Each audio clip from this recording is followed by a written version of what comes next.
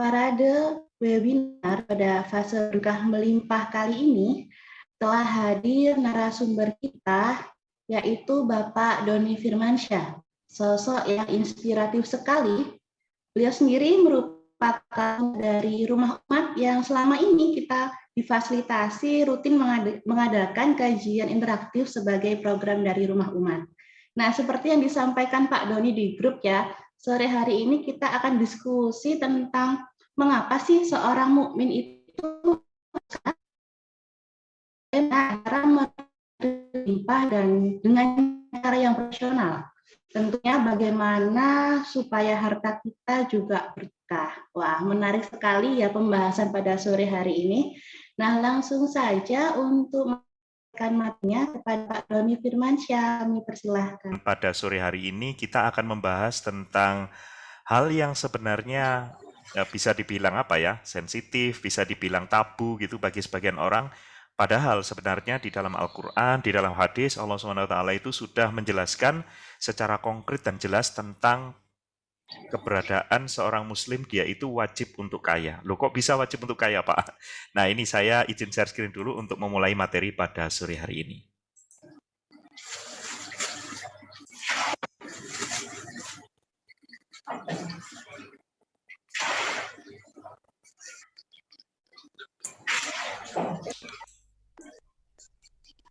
Baik, untuk memulai materi pada sore hari ini, saya izin untuk memperkenalkan diri dulu bagi rekan-rekan yang belum kenal saya, tapi sebagian besar kayaknya sudah tahu ya. Tapi tidak apa-apa, ini untuk memfasilitasi bagi rekan-rekan yang belum kenal saya.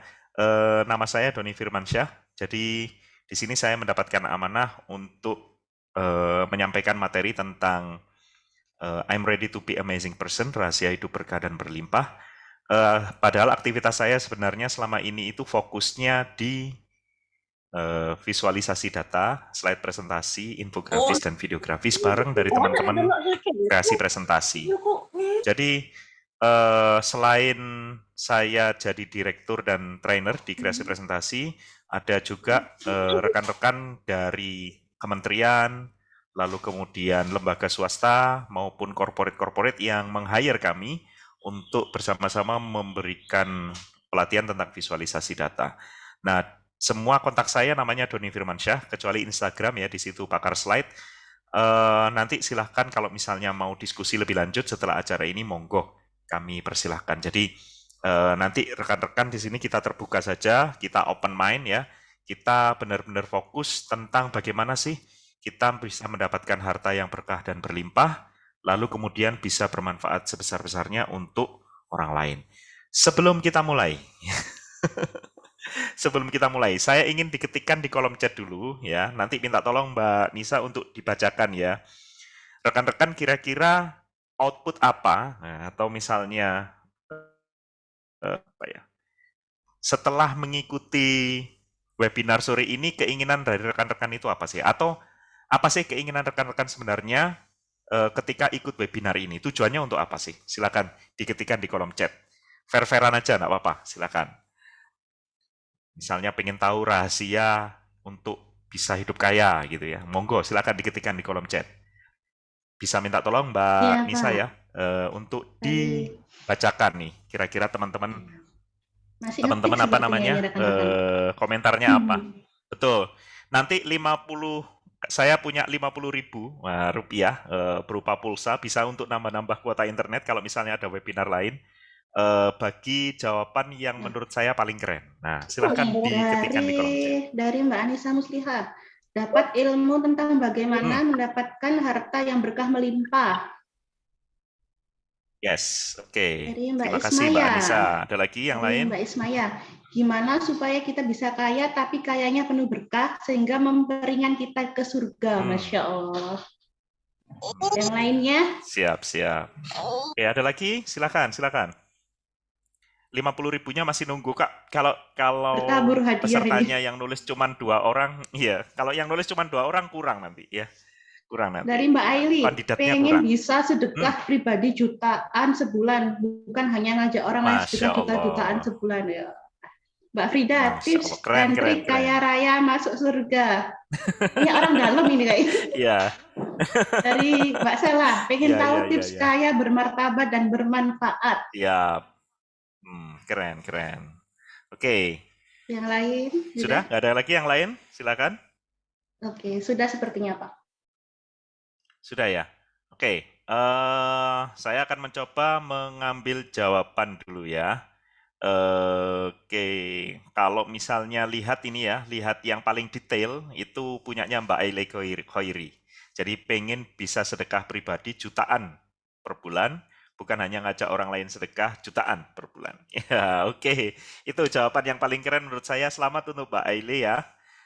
Mendapatkan pulsa 50.000 nanti akan dikirimkan ke HP-nya masing-masing ya. Ke HP-nya Mbak Aile maksudnya. Kalau HP-nya 2 gimana? Satu aja. Japri saya ya Mbak Oke, Eli ya. siap, siap. Nah, rekan-rekan semuanya sebelum nanti kita masuk ke tips dan trik dan lain-lain, saya ingin membuka mindset dulu tentang rezeki ya. Jadi, kalau misalnya kita berbicara tentang rezeki, secara definisi rezeki itu adalah keberkahan dari Allah. Jadi, bukan hanya berupa harta sih sebenarnya, tetapi waktu luang itu rezeki. Terus kemudian keluarga yang soleh-soleha itu rezeki. Kesehatan kita mampu beraktivitas kemana-mana pun juga rezeki. Lalu harta yang kita miliki itu juga rezeki. Rekan-rekan mendukung itu rezeki. Tempat kerja yang kemudian membangkang kreativitas itu juga rezeki. Rezeki itu bukan hanya uang sebenarnya. Karena rezeki itu jangkauannya sangat luas. Maka tidak salah ya, orang mengatakan bahwa ya rezeki bukan hanya harta. Memang benar, rezeki bukan hanya harta, tetapi harta itu juga rezeki. Makanya di forum sore ini karena rezeki itu sangat luas. Mungkin nanti ada sesi lain ya, misalnya bagaimana menjaga kesehatan, rezeki kesehatan misalnya. Atau misalnya bagaimana memanfaatkan waktu luang, itu mungkin webinar yang lain. Tetapi untuk webinar kali ini, sore hari ini, kita full fokus tentang membahas harta atau uang. Kenapa? Karena kalau misalnya kita itu melihat ya ayat-ayat di dalam Al-Quran, pembahasan tentang harta itu sangat detail. Berbeda halnya dengan pembahasan ibadah-ibadah yang lain. Misalnya tentang haji umroh itu kan kita harus lihat hadis ya. Kita harus lihat apa namanya bagaimana Rasulullah dulu mencontohkan seperti apa alurnya, seperti apa prosesnya. Demikian juga sholat. Tata caranya bagaimana itu dia harus dikombinasikan antara Quran dengan hadis. Tetapi kalau misalnya kita itu melihat ayat-ayat tentang harta, itu Allah Subhanahu wa taala itu menjelaskannya secara detail. Bahkan waris itu dijelaskan, misalnya seperlapan itu berapa, untuk siapa, setengah itu untuk siapa. Itu detail banget. Oleh karena itu, kita hari ini benar-benar membahas dan fokus tentang rezeki dalam bentuk harta. Nah, apa saja sih nas tentang harta yang bisa membuka mindset kita tentang harta? Oh, Pak, kan kita harus hidup sederhana dalam keseharian. Iya, memang benar. Tetapi kalau misalnya kita berbicara menurut argumen kita masing-masing, tentu setiap orang punya pendapat ya. Jutaan orang, jutaan pendapat. Bagaimana kalau misalnya kita menyandarkan pendapat kita ke dalam nas, ke dalam ayat Al-Quran maupun hadis Rasulullah SAW? Saya akan mencoba mengutip beberapa nas tentang harta yang itu benar-benar membuka mata saya bahwa setiap muslim itu dia itu wajib kaya. Yang pertama, ini adalah hadis Rasulullah SAW yang diriwayatkan oleh Muslim. Di situ saya kasih highlight ya yang warna biru ya. Mukmin yang kuat itu lebih baik dan lebih dicintai oleh Allah daripada mukmin yang lemah. Jadi yang dimaksud kuat di situ itu bukan hanya kuat secara fisik, kuat secara kekuasaan, tetapi juga kuat secara finansial. Jadi Rasulullah SAW itu sudah menjelaskan kepada kita bahwa mukmin yang kuat itu jauh lebih dicintai. Bahkan kalau misalnya pernah membaca 10 sahabat yang dia dimasukkan ke dalam surga, 8 diantaranya itu orang kaya. 2 diantaranya itu dia orang miskin.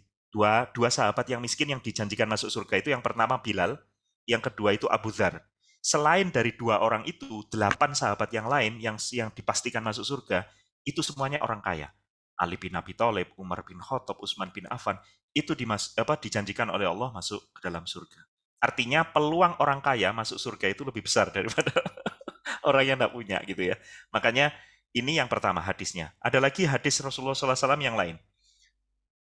Rasulullah mengatakan sesungguhnya jika engkau meninggalkan ahli warismu dalam keadaan kaya, itu lebih baik daripada engkau tinggalkan mereka dalam kehidupan miskin. Jadi nanti, rekan-rekan semuanya, kalau misalnya jadi orang tua, kita harus mempersiapkan generasi lanjutan kita itu untuk menjadi orang kaya juga. Karena itu perintah Rasul. Eh, dan apa ya, kalau misalnya supaya ini terwujud ya, kita harus mewujudkannya. Kita harus mempraktekannya dalam kehidupan sehari-hari. Ada lagi hadis yang lain. Rasulullah itu pernah berdoa, "Ya Allah, sesungguhnya aku memohon perlindungan kepadamu dari kefakiran." Kenapa Rasulullah berdoa seperti ini? Karena salah satu sebabnya saat itu di asbabul wurudnya adalah kefakiran itu dekat dengan kekufuran. Jadi orang yang miskin itu gampang diotak-atik akidahnya.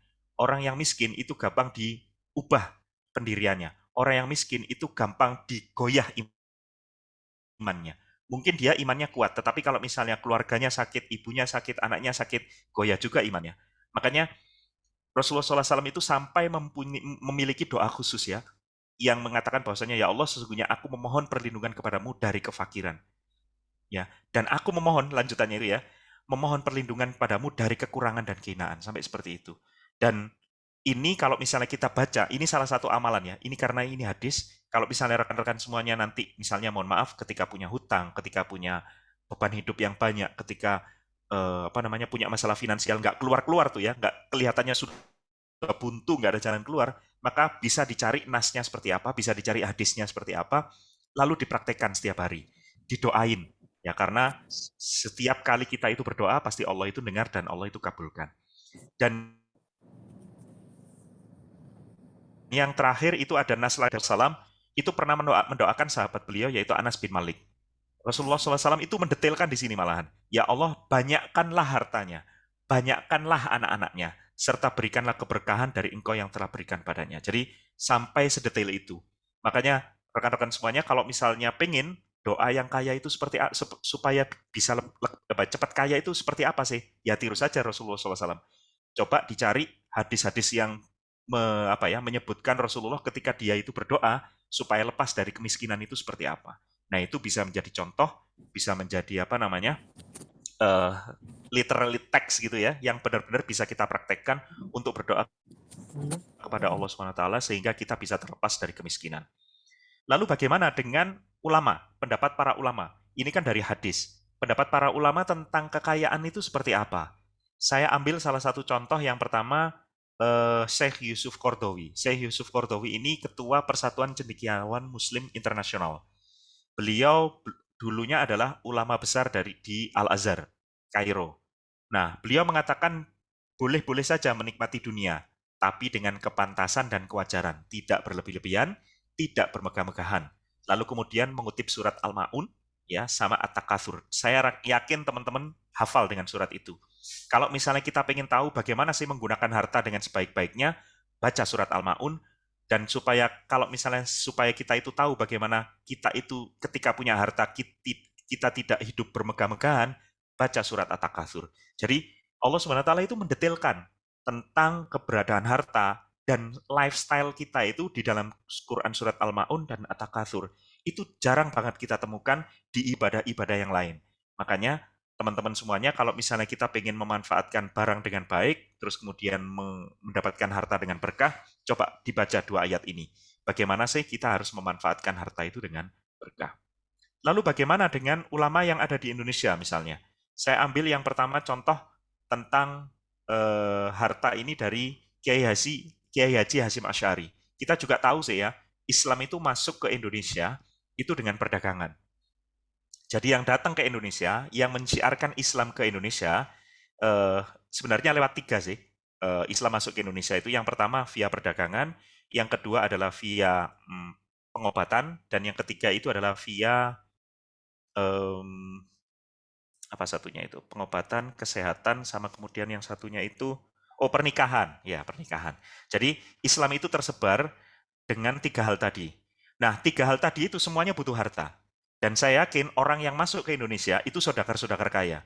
Kenapa? Karena pengobatan itu tentu butuh obat yang supaya orang menerima ya dakwahnya itu obat itu pasti dibagi dengan murah atau gratis dan beli obat itu butuh harta. Demikian juga perkawinan atau pernikahan. Orang supaya mau menikah dengan dengan seseorang yang baru saja dia kenal, apalagi itu misalnya dari luar negeri ya, kan dulu disebutin dari Arab, Gujarat, Persia dan lain-lain ya. Itu tentu harus diimbangi dengan harta yang berlimpah. Karena kita tahu ya, prinsip masyarakat kita itu kan kemapanan lebih penting dari ketampanan.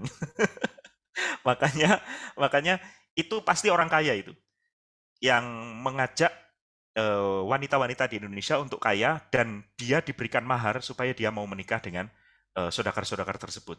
Demikian juga perdagangan. Kalau perdagangan tidak perlu diragukan lagi. Termasuk juga Kiai Haji Hasyim Asy'ari. Kiai Haji Hasyim Asy'ari itu orang kaya. Dia itu memiliki pondok yang sangat besar dan dia mengatakan kepada orang-orang Nahdien waktu itu saat pembukaan Nahdlatul Tujar di tahun 1918 itu disebutin kalau mengapa kalian tidak mendirikan suatu badan usaha, loh, perusahaan malah yang di setiap kota untuk menghidupi para pendidik dan mencegah laju kemaksiatan. Jelas di situ. Kita bikin perusahaan itu untuk menghidupi para pendidik, untuk menggaji orang-orang yang mendidik, orang-orang yang mendidik dalam tanda kutip ya, orang yang mendidik ini di sini maksudnya memberikan pengajaran Al-Quran, memberikan pengajaran bahasa Arab, memberikan pengajaran akidah syariah dan lain-lain ya. Supaya apa? Ini bisa mencegah laju kemaksiatan. Kita itu menggaji guru nggak mungkin tidak dengan harta. Makanya Kiai Haji Hasyim Asy'ari itu saya yakin beliau juga orang kaya. Kalau misalnya kita baca sejarahnya, beliau juga seorang pedagang.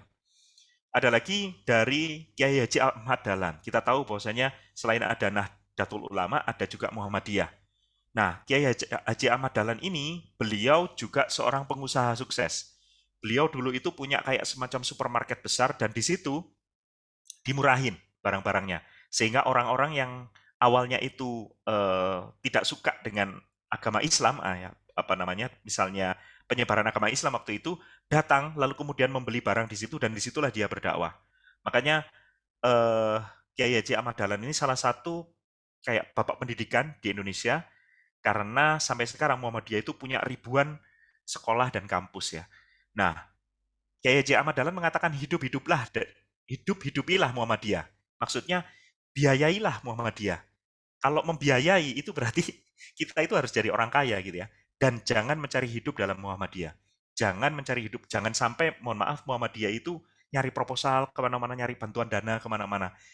Dia ingin orang-orang yang ada di Muhammadiyah itu adalah orang-orang kaya, saudagar-saudagar, pengusaha-pengusaha, karyawan yang dia itu bebas finansial, sehingga dia bisa menghidupi organisasi itu dan mengembangkan kebaikan. Nah, di sini kita bisa tahu bahwa beliau juga orang kaya. Jadi Rasulullah dengan para sahabat itu kaya. Para founding father organisasi Islam di negeri kita juga orang-orang kaya. Demikian juga Kiai Haji Ahmad Dahlan dan Kiai Haji Hasyim Asy'ari. Bagaimana dengan satu lagi? Nah, saya ambil contoh ya, ulama karismatik Gus Bahak, beliau mengatakan bahwasanya penting itu bagi orang soleh untuk memiliki harta. Saatnya memperlihatkan kekayaan itu adalah bagian yang baik di dunia ini. Daripada memamerkan kemaksiatan, kaya dan soleh itu the best katanya.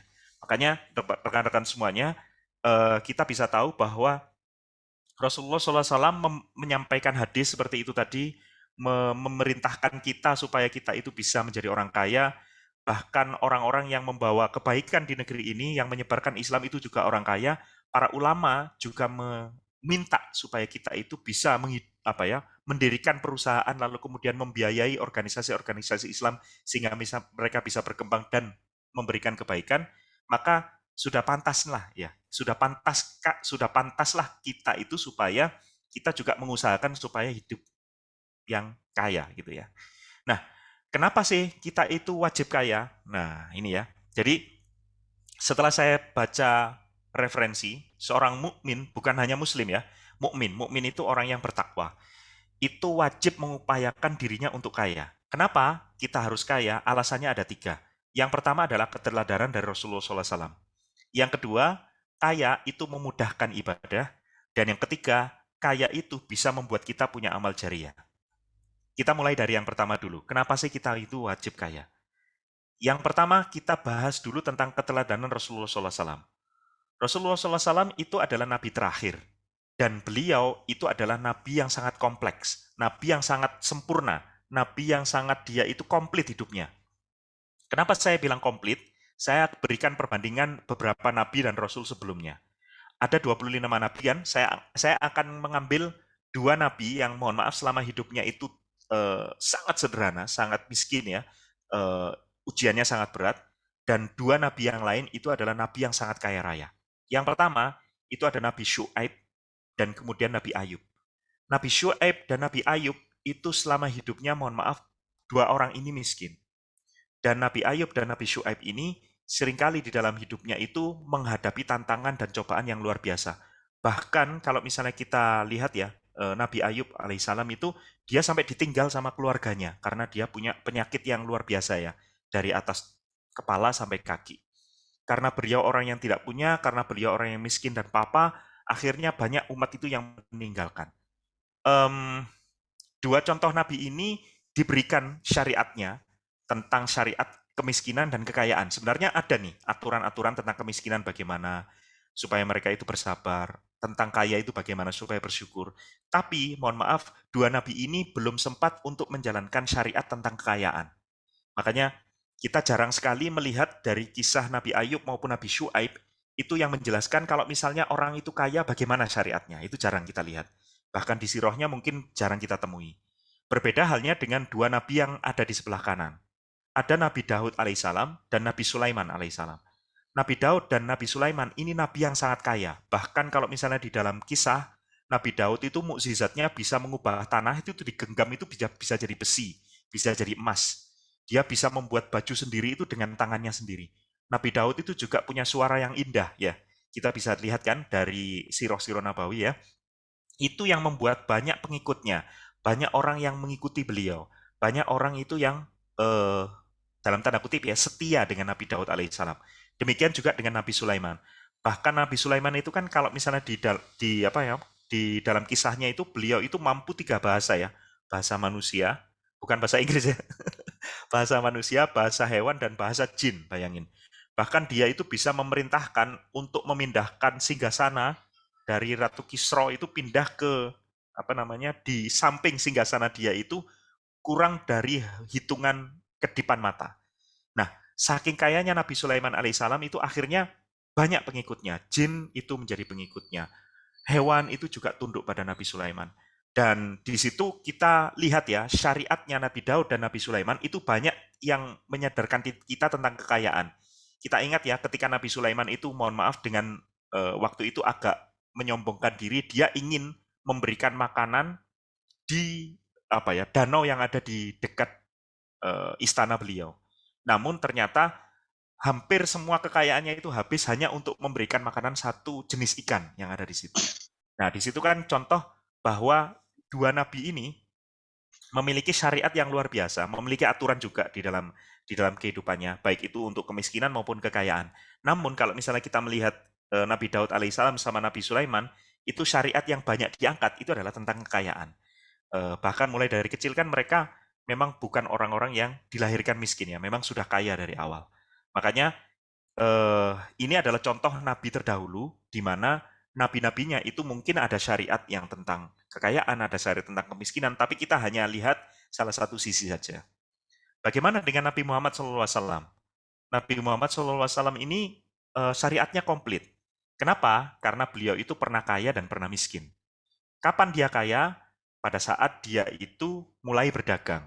Kapan dia miskin? Pada saat dia itu awal kali menjadi pengembala, sampai dia itu diboikot, dan pada saat dia diboikot. Jadi Rasulullah SAW itu kayanya itu lebih lama daripada miskinnya. Kalau misalnya ketika yang saya baca di dalam bukunya Ibu Santosa itu, 7 Keajaiban Rizki, Rasulullah SAW itu miskinnya cuma 3 tahun. Jadi 3 tahun dihitung pada saat dia itu mulai balik dan berdagang, peralihan dari apa namanya penggembala menjadi pedagang, lalu kemudian pada saat dia itu diboikot di saat perjanjian Hudaibiyah. Nah itu miskin tuh. Tapi itu maksimal 3 tahun. Jadi kalau misalnya mau kita jadikan contoh, kalau misalnya kita itu baru menikah, terus kemudian kita itu dalam kondisi yang berjuang, itu jangan lama-lama, maksimal 3 tahun aja. Karena itu contoh dari Rasulullah SAW. Jadi dia pernah kaya, pernah miskin. Kapan kayanya? Kayanya lebih lama. Pada saat dia jadi pengusaha, itu kaya Rasulullah SAW. Pada saat menikah dengan istrinya Khadijah, itu makin kaya. Karena beliau menikah, istrinya lebih kaya lagi. Terus kemudian pada saat Islam itu di Madinah, beliau lebih kaya lagi. Ketika Islam penaklukan ke Mekah, beliau lebih kaya lagi. Makanya Rasulullah SAW itu lebih lama kayanya dibandingkan miskinnya.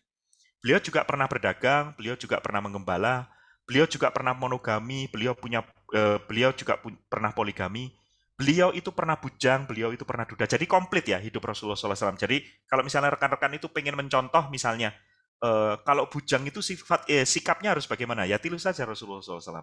Kalau misalnya berdagang seperti apa? Ya tiru saja Rasulullah SAW. Jadi komplit. Makanya benar di dalam Al-Maidah itu kan disebutin al-yauma akmaltu lakum dinakum wa atmamtu alaikum nikmati. Jadi hari ini telah kusempurnakan.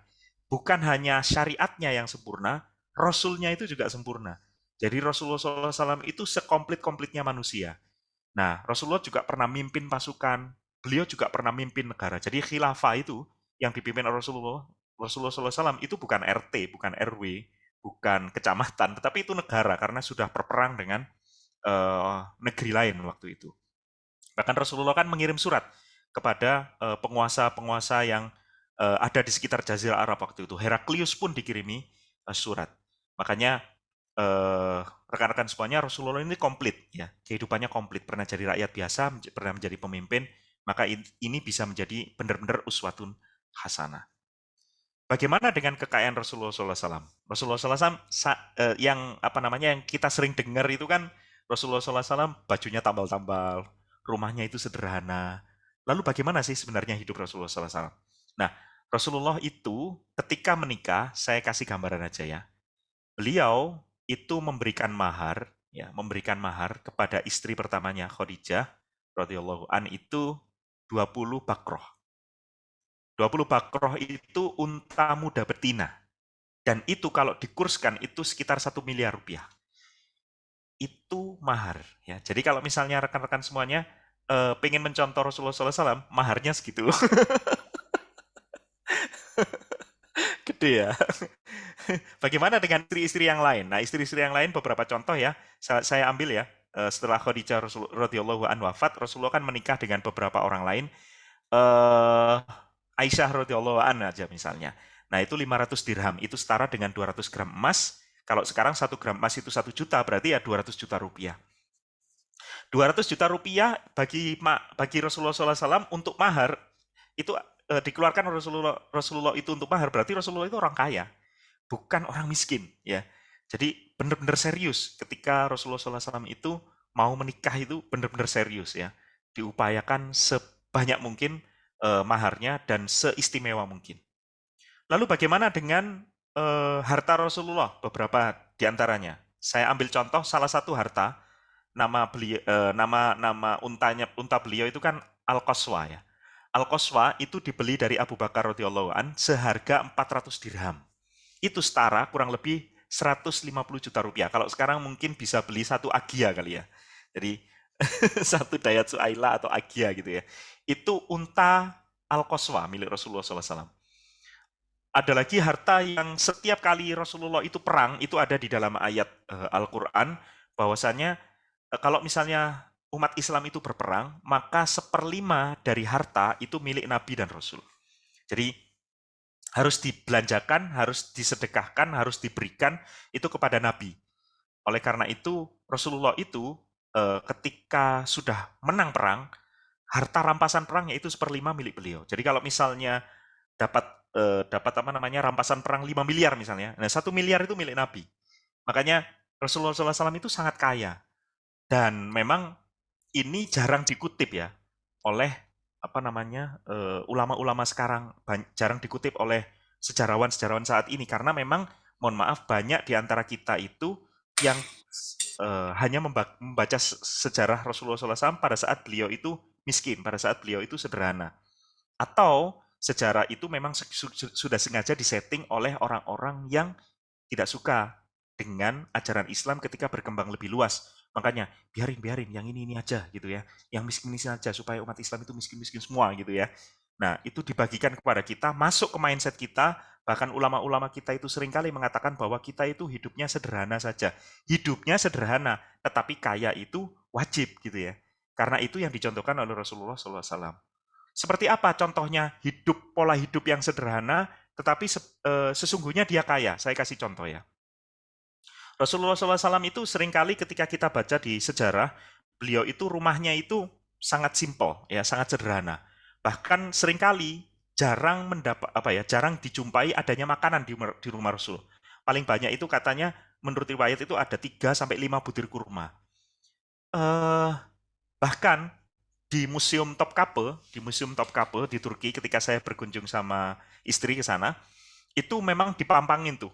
Ini adalah pakaian Rasulullah SAW, itu ada di sana. Jadi kan ke pemerintahan Islam kan dulu pernah ya, Utsmani kan pernah berjaya di Turki, dan di Istana Topkapi itu sekarang jadi museum itu dipampangkan benda-benda bersejarah mirip Rasulullah.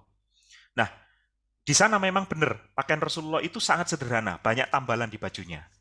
Ya, itu kesederhanaan Rasul. Tapi yang belum pernah diungkap itu ini. Jubah perang beliau itu ukirannya detail. Dia dibuat di Persia, bayangin. Persia itu dulu itu kalau sekarang Iran kali ya. Iran itu jaraknya lumayan jauh dari Mekah dan Madinah. Jubah perang beliau itu sampai dipesan dari Persia. Kenapa? Karena saat itu Persia itu sangat mahir di dalam rajutan, sangat mahir di dalam membuat baju perang. Dan ukiran la ilaha illallahnya itu sangat detail, baju Rasulullah SAW. Bajanya sangat kuat. Dan itu pasti mahal. Ya, tidak mungkin kan Rasulullah menggunakan pakaian Rasulullah yang tambal-tambal itu kan tidak. Rasulullah SAW itu kalau perang menggunakan baju tersebut. Jadi jubah perangnya itu luar biasa, dipesan dari Persia. Seringkali juga yang kita dapat, ya, rumah Rasulullah itu sangat sederhana ya. Ada 2 ruang, yaitu 1 kamar tidur dan 1 ruang tamu. Ini yang seringkali masuk ke dalam benak kita. Yang tidak pernah masuk itu apa? Ini. Rasulullah SAW itu punya 10 pedang. Setiap sarung pedangnya, ketika kami pergi ke Topkapi, setiap sarung pedang Rasulullah SAW itu dihiasi emas dan butiran-butiran permata, serta pedang Rasulullah itu dibikin dari baja terkuat. Salah satunya itu yang paling terkenal itu Zulfikar. Ini ya, pedang Rasulullah itu Zulfikar, itu dibikin dari baja terkuat di muka bumi. Dan itu pasti sangat mahal sekarang. Kalau misalnya dihargai mungkin bisa miliaran rupiah ini. Nah, ini yang tidak pernah diungkap ke khalayak ramai ya. Padahal kalau misalnya diungkap berarti para rekan-rekan kita mungkin akan berpendapat bahwasanya berarti Rasulullah itu memang benar-benar kaya hidupnya. Tetapi dia itu lifestyle-nya itu sederhana. Seperti apa? Ya itu kayak nggak masuk akal gitu ya. Kayak ya karena beliau memang uswatun hasanah ya. Rasulullah memang mencontohkan supaya kita itu hidup sederhana. Misalnya baju 3, 4 itu nggak masalah. Tapi kalau berjuang untuk jalan Allah, dikasih yang terbaik gitu ya. Misalnya di rumah ada kurma 3, 4, nggak masalah. Tapi kalau misalnya mau bekerja, kasih yang terbaik. Ibaratnya kalau misalnya kita itu mau perang di masa Rasul kan mau perang tuh. Kalau sekarang misalnya kita bekerja tuh, beli laptop spek yang terbaik gitu ya. Kalau misalnya di rumah pakai itu, kalau sudah mau bekerja, pakai jas yang terbaik, pakai busana yang terbaik, pakai program yang ori gitu ya. Mobil yang keren gitu ya. Itu contoh dari Rasulullah SAW. Karena apa? Karena itu adalah syiar sebenarnya. Jadi Rasulullah itu ke dalamnya, keenteran dirinya, itu dia zuhud, dia sederhana. Tapi kalau sudah keluar, mensiarkan Islam, itu dia nggak main-main. Rasulullah nggak main-main. Kalau misalnya ada yang mahal, itu pasti dibeli sama Rasulullah. Kalau misalnya ada yang membuat umat itu mundur, yang itu perlu dikuasai, pasti dibeli sama Rasulullah. Contohnya seperti apa? Sahabat Rasulullah itu ada yang namanya Utsman bin Affan. Beliau itu pernah membeli sumur air dari Yahudi yang harganya itu puluhan miliar. Sambil sombong, Yahudi itu kemudian mengatakan, kamu itu sebenarnya tak bohongi. Harga sumur ini itu sebenarnya cuma sekitar 2 sampai 3 miliar. Ini tak jual ke kamu puluhan miliar, rugi kamu. Kata Utsman bin Affan, beliau mengatakan, harga ini kamu naikkan ratusan kali lipat, tak beli. Gitu ya. Jadi sahabat Rasulullah SAW itu benar-benar kaya ya. Nggak main-main kalau misalnya berhubungan dengan syiar agama. Nah, itulah yang dicontoh dari para sahabat tentang Rasulullah SAW. Jadi, ketika Rasulullah itu ibadah sampai kakinya bengkak, itu kan sampai nggak kepikiran ya. Di dalam benak kita itu seperti apa contohnya? Ya itu sama, kayak Rasulullah itu, dia itu lifestyle-nya itu sederhana, ya, tetapi dia itu sebenarnya kaya. Rasulullah ketika mendapatkan ghanimah, mendapatkan harta rampasan, beliau terima, lalu beliau sedekahin lagi. Itu memang tujuannya supaya kita itu mencontoh beliau gitu ya. Karena beliaulah uswatun hasanah ya. Akhlak terbaik itu pada beliau. Coba kalau misalnya Rasulullah dapat harta ghanimah terus kemudian dia foya-foya. Ya kita juga akan nyontoh kan ya, kita nanti akan lebih ngaco ya, lebih parah dari beliau. Makanya Rasulullah SAW mencontohkan kepada kita supaya kita itu hidup sederhana, tetapi kalau misalnya untuk agama, itu jangan main-main ya. Berikan yang terbaik, sedekah yang terbaik. Udah. Contoh lain misalnya, Abdurrahman bin Auf, ya, sahabat Rasulullah SAW itu pernah diminta oleh Rasul untuk membeli pasar. Bayangin pasar, kalau sekarang mungkin mall ya. Mall itu harganya bisa puluhan, ratusan, bahkan bisa beberapa triliun gitu ya. Itu disuruh beli sama Rasulullah SAW. Jadi Rasulullah itu kalau misalnya ada hal yang membuat umat itu menderita, ada hal yang membuat umat itu tertekan, ada hal yang membuat umat itu gelisah, maka Rasulullah itu turun menyelesaikan. Kayak sumur tadi yang Utsman bin Affan itu. Rasulullah tidak mengatakan, tenang sahabatku, kita masih memiliki telaga Kautsar di surga. Ya enggak, ya dibeli sama Rasul. Sama kayak pasar, tenang sahabatku, kita masih memiliki surga Firdaus yang di sana itu banyak buah-buahan. Kita miskin di dunia itu enggak apa-apa. Enggak kayak gitu Rasulullah itu. Dibeli itu, diselesaikan masalahnya. Jadi, kalau misalnya ada yang menghambat umat, kalau misalnya ada yang membuat umat ini enggak maju, Rasulullah selesaiin gitu ya. Bahkan Abdurrahman bin Auf itu kan kaya itu luar biasa itu, beli pasar. Ketika Rasulullah meninggal, Abdurrahman bin Auf itu salah satu sahabat yang menafkahi istri-istri Rasul. Kalau misalnya menafkahi istri Rasul itu sekali memberikan belanjaan sebulan itu bisa miliaran rupiah. Itu yang dimaksud dengan hidup sederhana, tetapi kemudian memberikan yang terbaik untuk agama. Ada lagi sahabat Rasul yang disebut dengan yang bernama Umar bin Khattab. Kita pasti kenal ya, beliau khalifah ketiga setelah Rasul, Abu Bakar, Umar kan. Umar bin Khattab itu kalau bersedekah itu nggak main-main. Dia bersedekah separuh harta saat perang Tabuk. Saat perang Tabuk itu beliau, kalau sedekah itu ya, saya berikan contoh ya, sahabat itu kalau sedekah ya, Umar bin Khattab itu kalau sedekah. Perang Tabuk itu misalnya ya, pasukan kaum muslimin itu ada 3.000 misalnya. Ada 3.000 yang keluar dari kota Madinah misalnya. Maka Umar bin Khattab mengatakan, aku akan bersedekah 500 kuda sekaligus perlengkapannya gitu ya. Jadi nggak kudanya doang, sekaligus perlengkapan perangnya. Belum lagi dengan 3.000 dinar kayak gitu ya. Jadi kalau misalnya satu dinar itu 4,25 gram emas ya, anggap saja satu dinar itu misalnya 4 juta gitu ya. Kalau misalnya 3.000 dinar ya berarti 4 kali 12. 4 kali 12 ya, sekitar 48 M bayangin. Ini sedekah yang dilakukan oleh sahabat Rasulullah. Jadi mereka itu nggak main-main ketika mereka bersedekah. Artinya, sahabat Rasulullah SAW itu memegang teguh apa yang disampaikan oleh Rasulullah SAW dalam Quran Surat At-Taubah ayat 41. Jadi, berjuang di jalan Allah itu bukan hanya dengan jiwa, tetapi dengan harta. Dan urutannya di sini, di Al-Quran, yang dijadikan urutan itu harta dulu. Jadi di situ disebutkan ya, bi amwalikum wa anfusikum. Saya bukan ahli hadis, tetapi bukan ahli ahli Al-Qur'an, tetapi di dalam Al-Qur'an itu Allah Subhanahu wa taala itu kalau misalnya memberikan urutan itu pasti urut benar gitu ya. Enggak seperti kita bisa kebolak-balik. Tapi Allah Subhanahu wa taala kalau misalnya memberikan ayat itu pasti urut.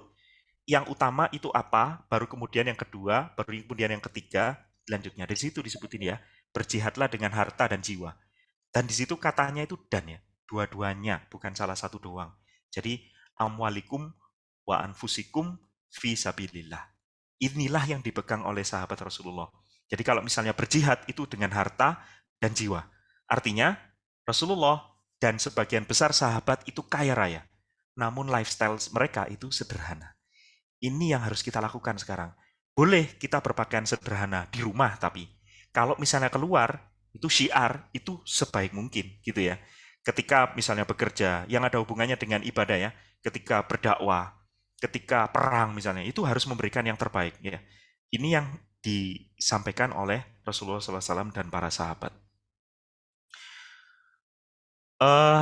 Saya berikan contoh sederhana ya, rekan saya. Jadi guru saya juga, nama beliau itu Ustadz Felix. Ya.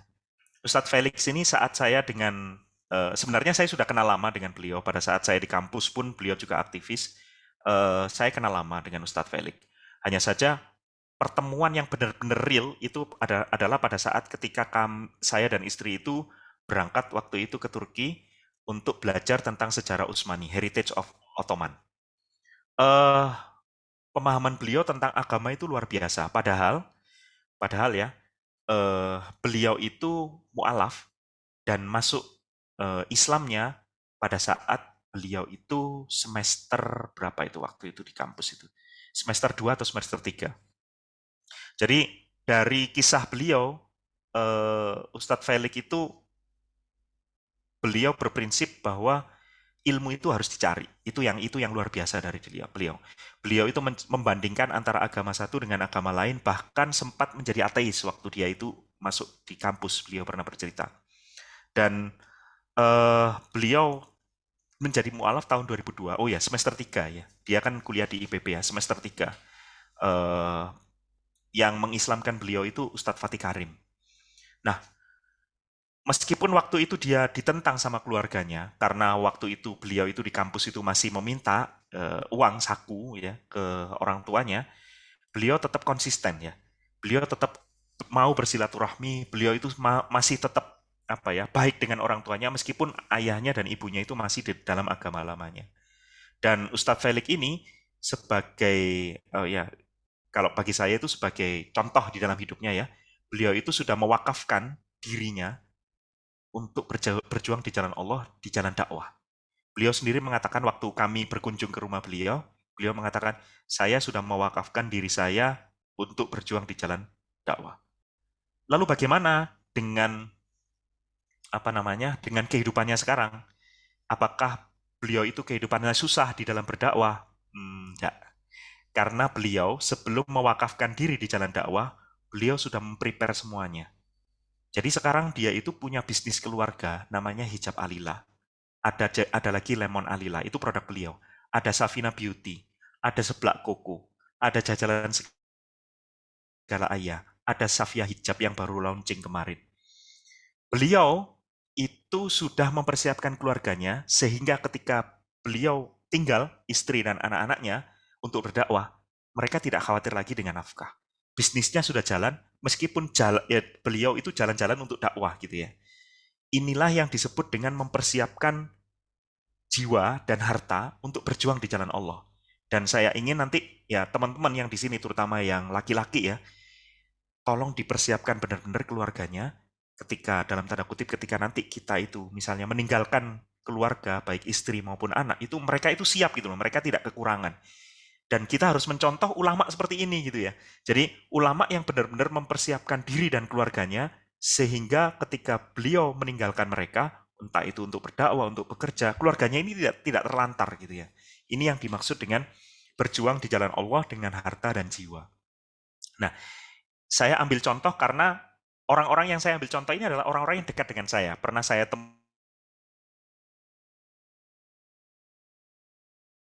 interaksi dengan saya itu orang-orang yang saya berikan contoh. Bahkan Ustadz Feli kan kemarin menjadi pemateri pertama pada saat kita soft launching Rumah Umat. Ya tentu rekan-rekan ingat ya. Makanya saya berharap terutama bagi yang laki-laki ya yang menjadi kepala rumah tangga kita harus bisa mencontoh orang-orang yang mereka itu bisa menjadi benar-benar cahaya di dalam rumah tangganya gitu ya. Jadi ketika ditinggal keluarganya itu dipersiapkan dulu supaya nanti keluarganya nggak berantakan gitu. Oke, kita masuk kembali ke materi ya. Oke, yang kedua, karena kita sudah paham tadi sahabat Rasulullah SAW itu semuanya kaya ya kan, hampir semuanya kaya, kecuali beberapa sahabat yang yang memang dari awal itu mohon maaf kayak Bilal itu kan budak ya. Jadi sebagian besar sahabat itu kaya dan karena sahabat-sahabatnya kaya itu Rasulullah itu tidak mengalami apa yang dialami oleh nabi-nabi terdahulu, misalnya diusir, terus kemudian diboikot. Diboikot pun itu Rasulullah masih tetap survive ya. Karena sahabat-sahabatnya itu kayanya luar biasa. Oke, yang kedua, kekayaan itu memudahkan ibadah. Kenapa saya sebut demikian? Karena Islam adalah salah satu agama yang sangat mahal ibadahnya. Kenapa? Karena sebagian perintah di dalam agama Islam itu memerlukan harta. Apa saja? Banyak. Akikah, walimah, zakat, sedekah, wakaf, umroh, haji. Ya. Itu semuanya butuh duit. Meskipun ada yang mengatakan sedekah itu kan bisa dengan senyum. Ya, bangun masjid itu nggak bisa dengan senyum. Ya. Semua yang ada di sini itu butuh harta. Mengakikahkan anak itu misalnya, anak lahir laki-laki 2 ekor kambing. Anak lahir perempuan 1 ekor kambing, ya kan? Nah, termasuk juga ibadah umroh dan haji. Nah, ini khusus ya. Saya ingin bahas sedikit tentang ibadah haji, rekan-rekan semuanya. Jadi, rekan-rekan semuanya berbicara tentang ibadah haji. Ibadah haji hukumnya apa kira-kira? Ada yang tahu nggak ibadah haji hukumnya apa? Bisa dituliskan nggak? Oh ya, bener, Bu Ismaya ya. Ustadz Feli punya studio dakwah. Ya, studio dakwah itu 1000 meter persegi, bener ya. Itu bener-bener nih, apa namanya di apa namanya dibangun. Ya, kan dia punya komunitas yuk ngaji itu ya. Oke, wajib bila mampu, bener ya. Ibadah haji itu wajib ya, wajib bila mampu. Oke. Nah, sekarang saya ingin, nah ini mungkin apa ya? Mungkin saya ingin bertukar pikiran sama rekan-rekan semuanya ya. Jadi saya ingin luruskan lagi ya. Semua ibadah yang itu wajib itu pasti dilakukan ketika kita mampu. Bener nggak? Puasa itu dilakukan saat kita mampu. Wajib kan puasa? Nah, pada saat kita mampu. Kalau nggak mampu, yang bayar fidyah. Zakat itu wajib bila mampu. Iya memang. Kalau nggak mampu, dizakati. Kalau haji,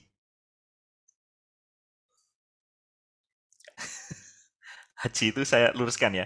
Jadi di dalam Islam kan ada rukun ya, rukun Islam. Rukun Islam itu ada 5. Bisa minta tolong diketikkan, rukun Islam ada 5. Nah ini 50.000 lagi. Ya, 50.000 lagi, silakan. Rukun Islam, 5 rukun Islam. Coba diketikkan dengan urut. Silakan, rukun Islam. Apa aja tuh? Ya, sekarang haji antriannya 25 tahun. Oke, sip. Silakan diketikkan 5 rukun Islam. Masih ingat kan kalau rukun iman kan ada 6. Kalau rukun Islam ada 5. Syahadat, sholat, puasa, zakat, haji. Ada lagi jawaban yang lain? Syahadat, sholat, zakat, puasa, haji. Sholat, puasa sama zakat duluan mana? Jangan kebalik. Jangan kebalik. Syahadat, sholat, zakat, puasa, haji. Diurutin. Yang benar yang mana? Mbak Alvanisa ya yang milih jawabannya ya. Yang duluan boleh, duluan dan urut. Silakan dipilih Mbak Alvanisa. Yang duluan dan urut. Yang benar puasa dulu apa zakat dulu? Nomor 1 nih yang jawab duluan Mas Ahmad Dika, Pak. Oke, syahadat, sholat. Setelah zakat. itu zakat,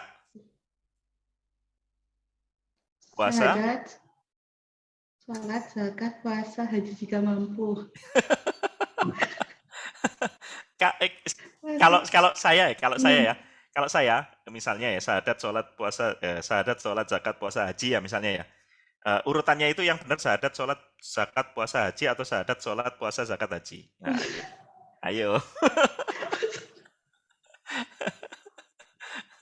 Harus urut loh, rukun ini loh.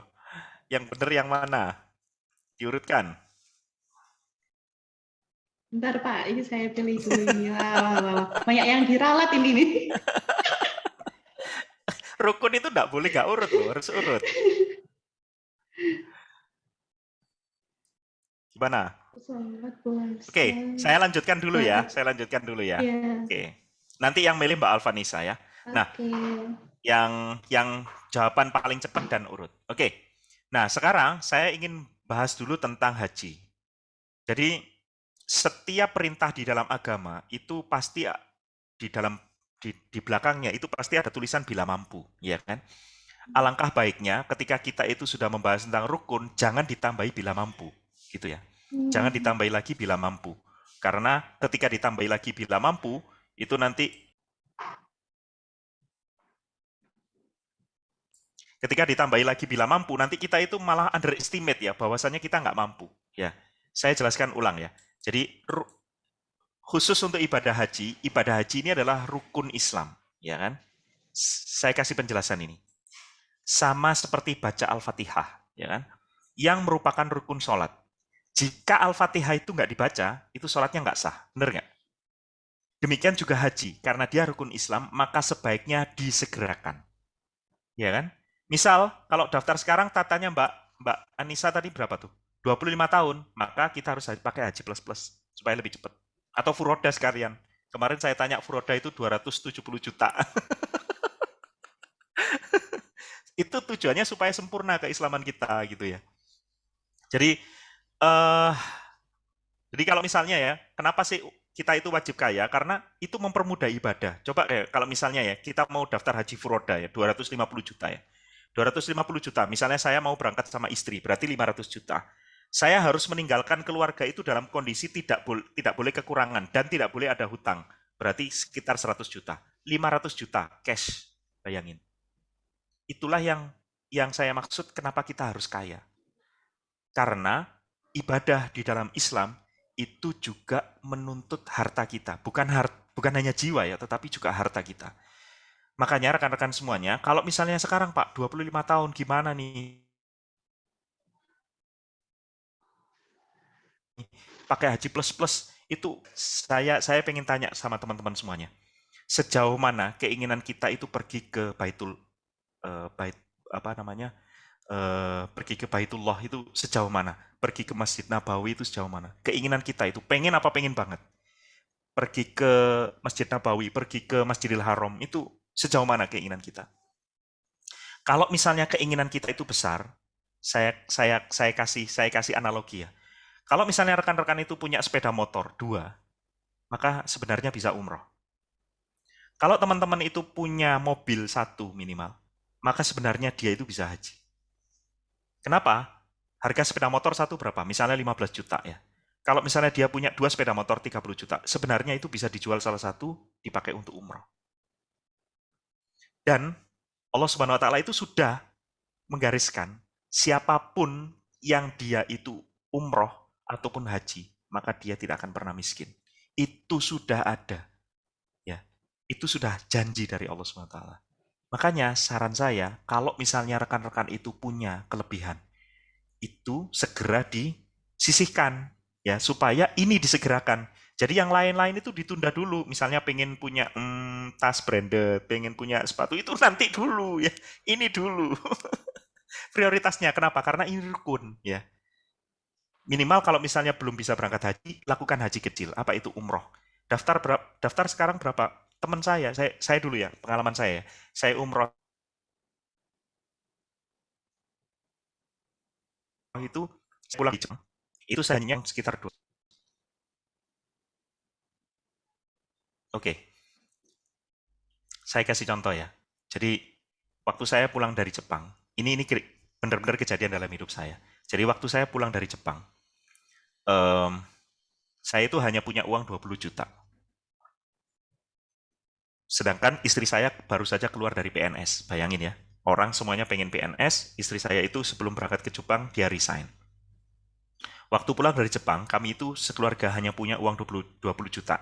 Saya punya 2 anak, lalu kemudian saya harus mencicil rumah waktu itu. Cicilan rumah saya kalau misalnya dihitung, itu baru lunas ketika anak saya yang pertama masuk SMA. Sekarang anak saya yang pertama itu kelas 1 SMP. Dulu waktu baru pulang dari Jepang, dia itu kelas 4 SD. 1 SD. Waktu pulang dari Jepang, oh ya, keluar TK ya, 1 SD ya. Nah, waktu pulang itu, saya kan bingung ya. Jadi saya harus membranding ulang kreasi presentasi. Terus kemudian karyawan juga masih belum punya. Lalu di tahun 2014 itu saya diskusi sama istri. Mah, uang 20 juta itu mau kita apain gitu ya. Kalau Kalau misalnya mau dibikin untuk memperbesar bisnis bisa. Kalau misalnya dibikin untuk membayar rumah angsuran, ini hanya bisa sampai sekitar 10 bulan ke depan. Karena angsuran rumah kami waktu itu sekitar 2 sampai 2,5 juta. Kalau misalnya dipakai untuk angsuran itu kita nggak punya penghasilan lain. Sedangkan istri saya kan baru keluar dari PNS juga.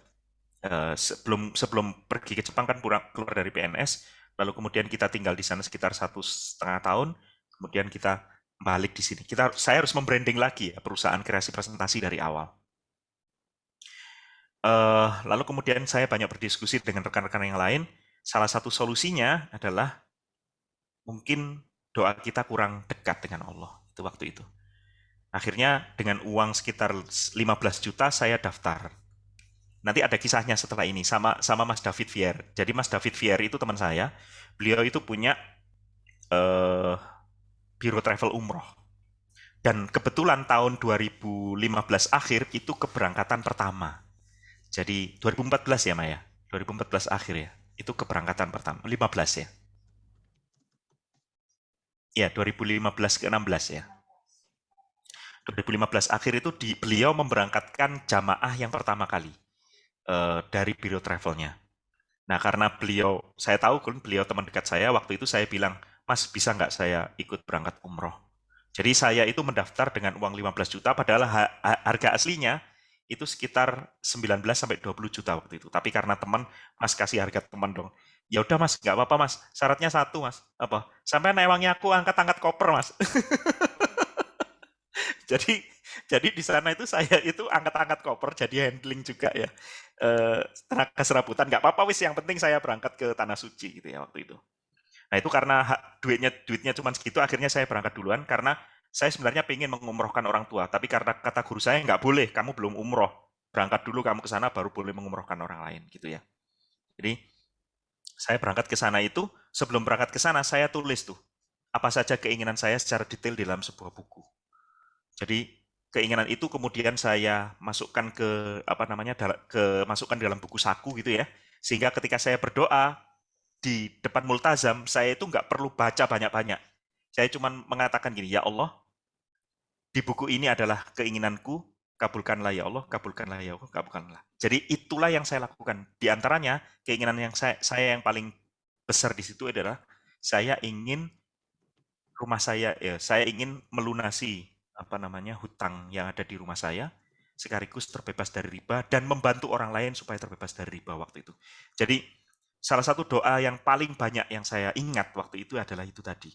Meskipun di dalam buku itu tadi ada ya banyak ya detail ya, tetapi yang paling banyak itu tadi. Dan setelah umroh bener tuh. Jadi setelah umroh bulan Januari, kan berangkatnya Desember tuh, pulangnya Januari ya. Setelah umroh bulan Januari saya pulang itu 6 bulan kemudian rumah saya lunas. Iya, bulan Februari ya. Nggak sampai 6 bulan ya, 3 bulanan mungkin ya. Mobil yang lunas ya. Mobil lunas 6 bulan, rumah lunas dalam waktu 2 bulan ya, Mai. Dalam waktu 2 bulan. Padahal kalau misalnya menurut logikanya, rumah saya itu lunas setelah anak saya itu lulus SMA. Dalam 2 bulan setelah umroh. Jadi, apa ya, benar-benar sebuah keajaiban, padahal waktu bulan Januari, Februari itu sebenarnya training itu sepi biasanya. Kalau di dalam jadwal dunia training itu rame-ramenya akhir tahun biasanya. Karena di situ kementerian, perusahaan itu ngabisin budget. Bulan Januari, Februari itu biasanya sepi. Tapi ternyata Allah SWT mengatakan lain. Doa saya di umroh itu langsung dijawab dengan tuntas. Makanya rekan-rekan semuanya kalau misalnya pengen lebih cepat ya terkabulnya ya, segera sisihkan uang kita itu untuk berangkat ke tanah suci. Doa di multazam. Terus kemudian doa di raudhoh. Itu benar-benar rasanya beda. Sampai nangis kita. Makanya usahakan jangan sampai kita itu menulis misalnya umroh bila mampu, haji bila mampu. Jangan ya. Itu pasti kita mampu kok. Allah nggak mungkin memberikan perintah kepada hambanya terus kita itu nggak mampu. Lalu gimana Pak supaya kita itu mampu? Ya kembalikan dong ke Allah. Ya kan? Doa ke Allah. Ya Allah, Engkau telah memintaku untuk melaksanakan ibadah haji, maka mampukan aku dan keluargaku untuk melakukannya gitu ya. Gencarin doa ini setiap habis sholat ya. Supaya apa? Allah itu melihat kita itu serius gitu loh. Dan kita tahu bahwasanya orang yang bertakwa itu nanti akan diberikan rezeki oleh Allah dari arah yang tidak disangka-sangka. Makanya terus tuh, doa terus ya setelah habis sholat di waktu-waktu makbul.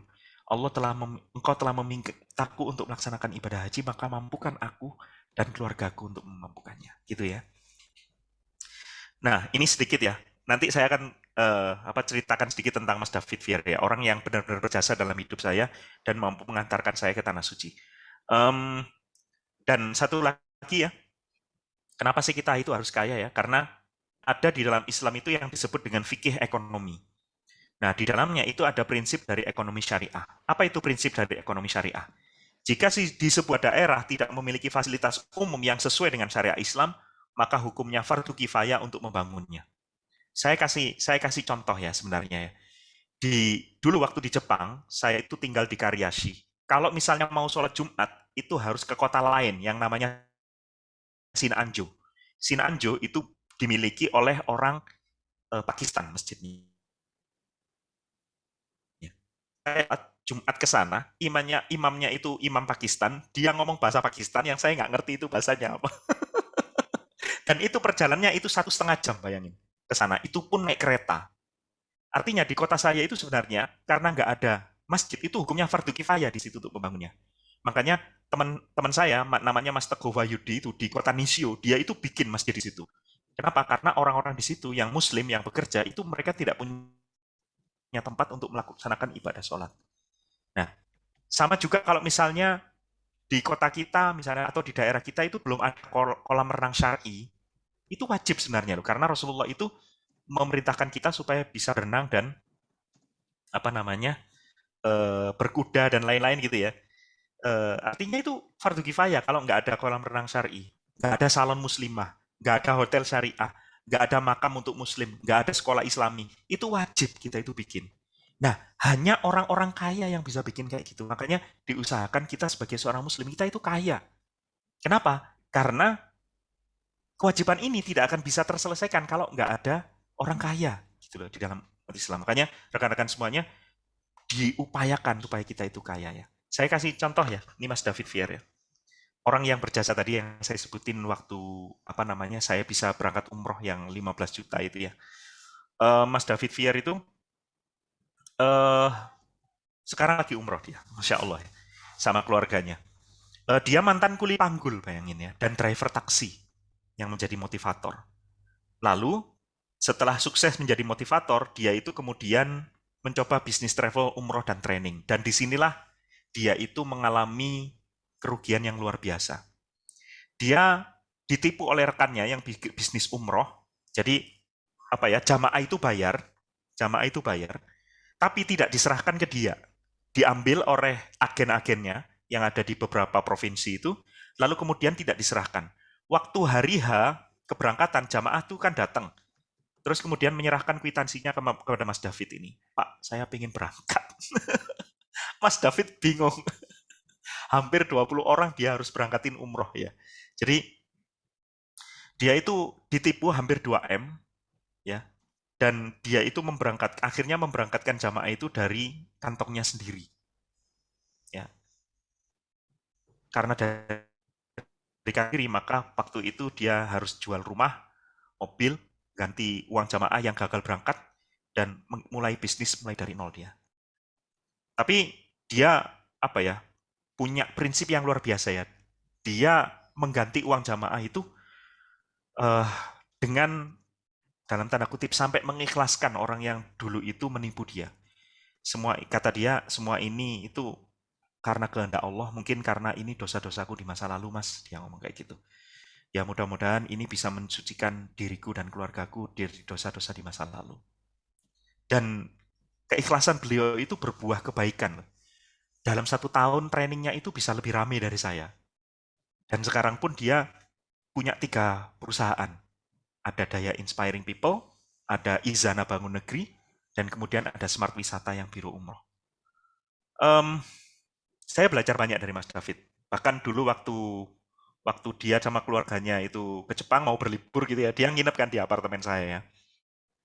Mas David itu seorang yang dia itu tidak mau meninggalkan istrinya dalam kondisi yang lemah dalam tanda kutip ya. Jadi semua apa namanya, semua hartanya itu yang ngelola itu istrinya ya. Dia sama sekali nggak pegang uang sama sekali. Itu Mas David tuh luar biasa. Jadi kalau dari keikhlasan saya mencontoh dari dia ya. Bagaimana dia itu mau mengganti uang jamaah yang sama sekali dia itu nggak terima dan dia harus berangkati jamaah itu untuk pergi umroh padahal dia sama sekali tidak mendapatkan uang jamaah itu. Ini Mas David. Jadi apa yang kita lakukan di dunia itu berbalas tuntas kok. Jadi jangan khawatir rekan-rekan semua, kita berbuat kebaikan itu sebenarnya untuk diri kita sendiri, berbuat keburukan juga untuk diri kita sendiri. Saya lanjut yang terakhir ya, kenapa kita harus kaya? Sebelum nanti kita ke tips-tipsnya. Biasanya orang itu kaya itu karena takut kaya itu karena dia itu takut ketika kalau kaya dia itu sombong gitu ya. Ini catatan dari saya, mungkin bisa dibaca ya. Jadi dunia dan seisinya itu diciptakan Allah dan manusia mencintai dunia itu lumrah karena Allah telah menanamkan cinta kepada dunia pada diri manusia. Kita mencintai anak dan istri, kita mencintai suami dan ibu kita mencintai saudara-saudara kita mencintai ulama-ulama kita mencintai rumah kita mencintai mobil kita, itu lumrah. Ya, karena Allah Subhanahu wa taala sudah menanamkan kepada kita itu cinta terhadap dunia. Yang tidak boleh itu apa? Hubud dunia. Hubud dunia itu adalah tunduk dan diperbudak oleh dunia, itu tidak boleh. Jadi misalnya dia saking cintanya pada mobilnya sampai lupa sholat misalnya. Dia saking cintanya pada hobinya, dia sampai meninggalkan puasa. Nah, itu tidak boleh itu. Ya. Dan kata rekan-rekan saya banyak yang mengatakan yang pengusaha itu ya. Jadi harta itu sifatnya netral. Dan harta itu memperbesar potensi manusia.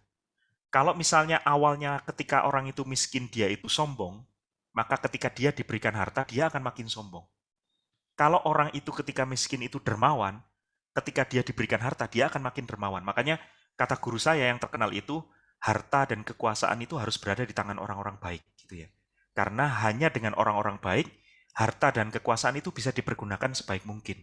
Misalnya nggak akan lagi nanti kita temui kalau misalnya mall-mall itu dikuasai oleh orang-orang baik, itu musola itu di paling bawah, paling bau gitu kan. Nggak ada AC-nya. Atas, terus kemudian ada menaranya gitu ya. Untuk syiar agama. Karena memang sekarang harta dan kekuasaan bukan berada di tangan orang-orang baik. Ya, makanya media mereka yang punya. Terus kemudian harga minyak dimainin gitu saja, ya kan. Terus masjid bisa digusur, kayak gitu-gitu. Itu sekarang terjadi gitu loh. Dan memang benar, ini yang dilakukan oleh orang-orang yang nggak suka sama Islam. Kalau pernah membaca bukunya Snoek Horgronya, The Acehnist, itu disebutin. Snoek Horgronya itu pernah mengatakan kepada orientalis Belanda ya, dia pernah mengatakan, wahai masyarakat Aceh, kalian itu kusyuklah saja di masjid-masjid kalian. Kebun-kebun itu urusan kami. Dia mengatakan kayak gitu, itu kurang ajar sebenarnya. Jadi, kita itu nggak boleh tahu apa yang ada di kebun, nggak boleh tahu apa yang ada di pasar, nggak boleh tahu apa yang ada di politik itu. Akhirnya mereka semua yang pegang. Kita cuma ada di masjid. Lu bayangin kalau misalnya mereka yang pegang aturan, terus kemudian nggak boleh dirikan masjid lagi. Kita bisa apa coba? Makanya kondisi sekarang itu jangan nyalahin misalnya penguasa yang tidak pro Islam misalnya, atau misalnya kita nyalain ulama-ulama kita yang diam. Kalau menurut saya ya salahin kita sendiri. Kenapa kita tidak kaya gitu loh? Kenapa kita tidak punya kekuasaan gitu loh? Kenapa kita tidak berjuang dengan harta dan jiwa gitu loh? Kadang-kadang kita itu rela bekerja dari pagi sampai sore gitu ya. Tetapi kita itu meluangkan waktu untuk mengikuti webinar misalnya, mengikuti kajian itu males gitu ya. Kadang-kadang sedih gitu ya. Makanya jangan sampai kita setelah ikut webinar ini mindset kita sama gitu ya. Kita harus mengubah mindset kita yang awalnya itu menganggap bahwasanya harta dengan agama itu terpisah, itu harus jadi satu gitu ya. Bahkan harta itu dicontohkan oleh Rasulullah diinfakkan sebesar-besarnya untuk umat gitu ya. Itu yang harus kita lakukan sekarang. Bagaimana tentang cinta dunia itu sih yang tidak boleh itu sih? Nah, hubud dunia itu yang boleh ya.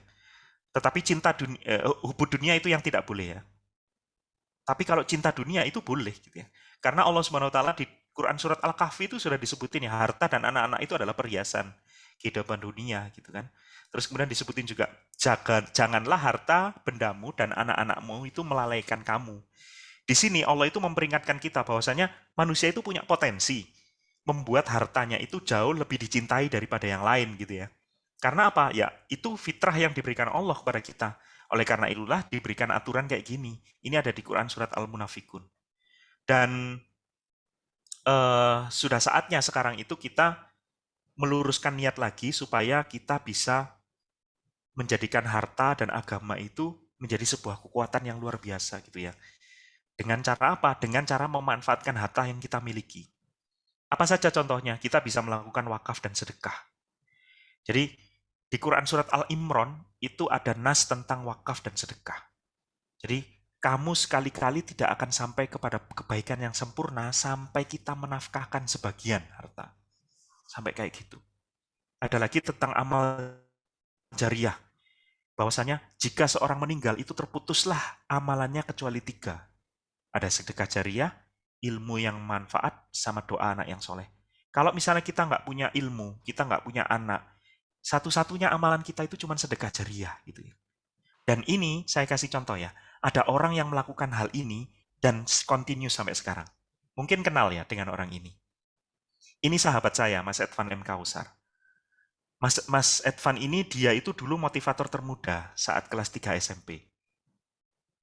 Dan dia itu sejak SMA itu berbisnis.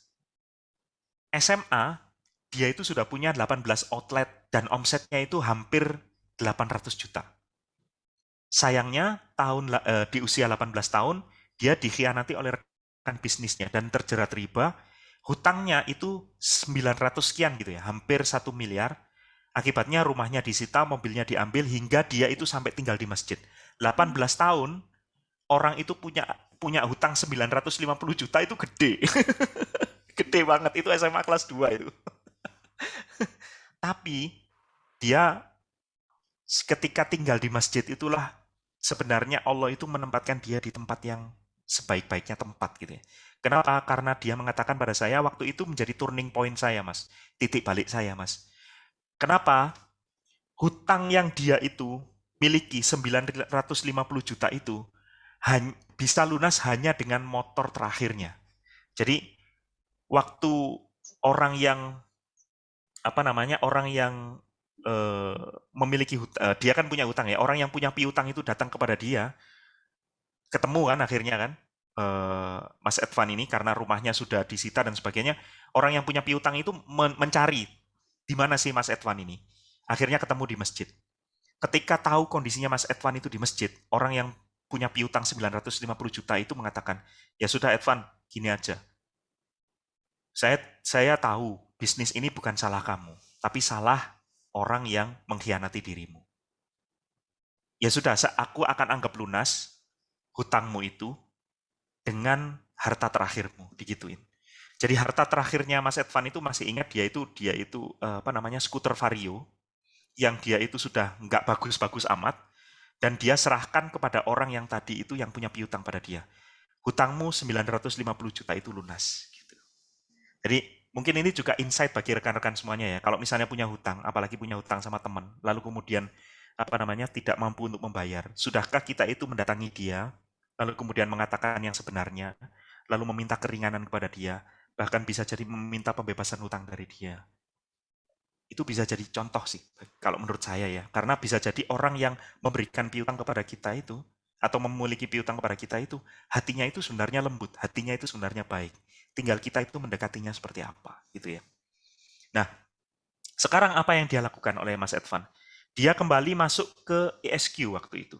Jadi dia belajar menjadi trainer ESQ. ESQ itu punyanya Pak Ari Ginanjar.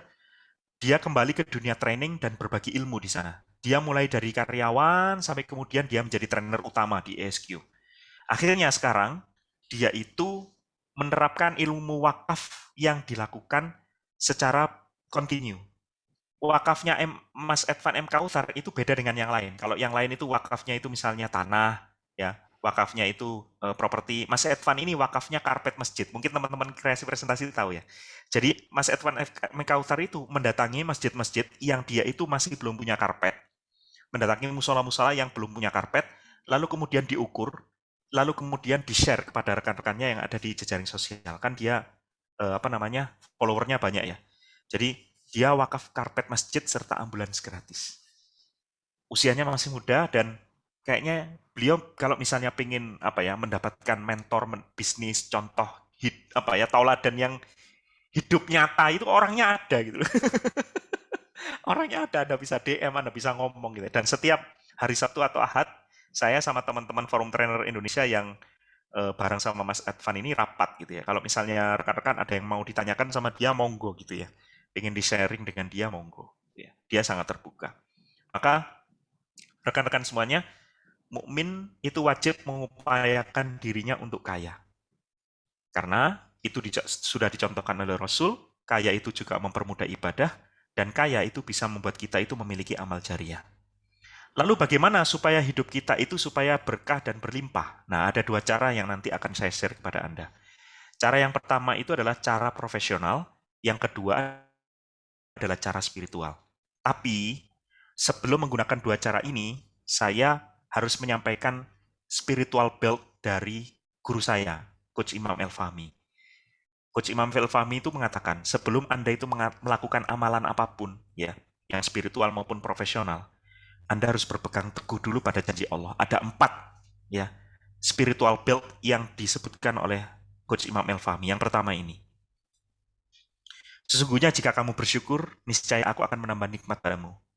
Jadi bisa jadi kalau misalnya nikmat kita itu kurang sekarang, bisa jadi karena kita kurang bersyukur. Kita harus berpegang pada janji Allah ini. Berapapun yang kita dapat, bersyukur. Cara bersyukur itu apa? Disedekahin. Sebagian digunakan untuk kebaikan yang lain.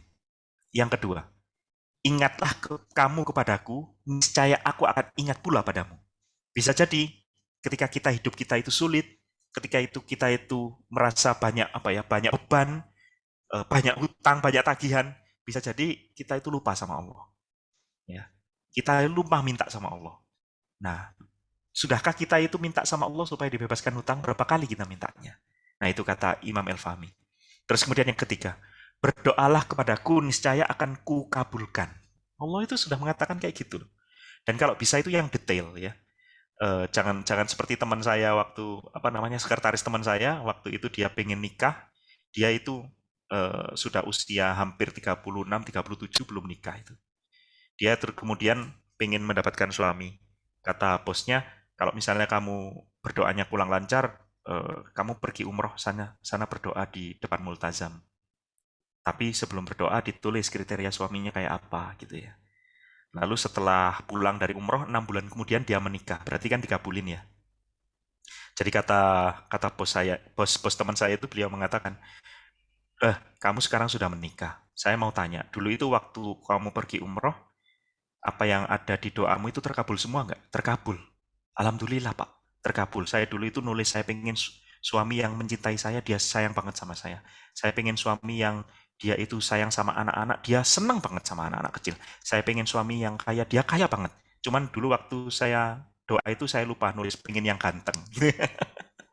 Jadi jadi yang detail ya, supaya dapat yang ganteng juga. Oke. Yang keempat itu adalah ini. Dan tidaklah Allah itu menghukum mereka, ya, menghukum manusia jika mereka masih memohon ampunan. Jadi kalau misalnya kita nggak pengen hidup kita itu penuh ujian, hidup kita itu dikasih DP azab sama Allah, teruslah beristighfar. Bahkan saya sama anak saya itu kan diminta setiap pagi itu saya harus istighfar 100 kali dan membaca surat Al-Ikhlas 100 kali. Ya itu syarat dari anak saya sebelum memulai pagi karena anak saya kan di pondok ya. Itu disuruh melakukan amalan itu. Oke.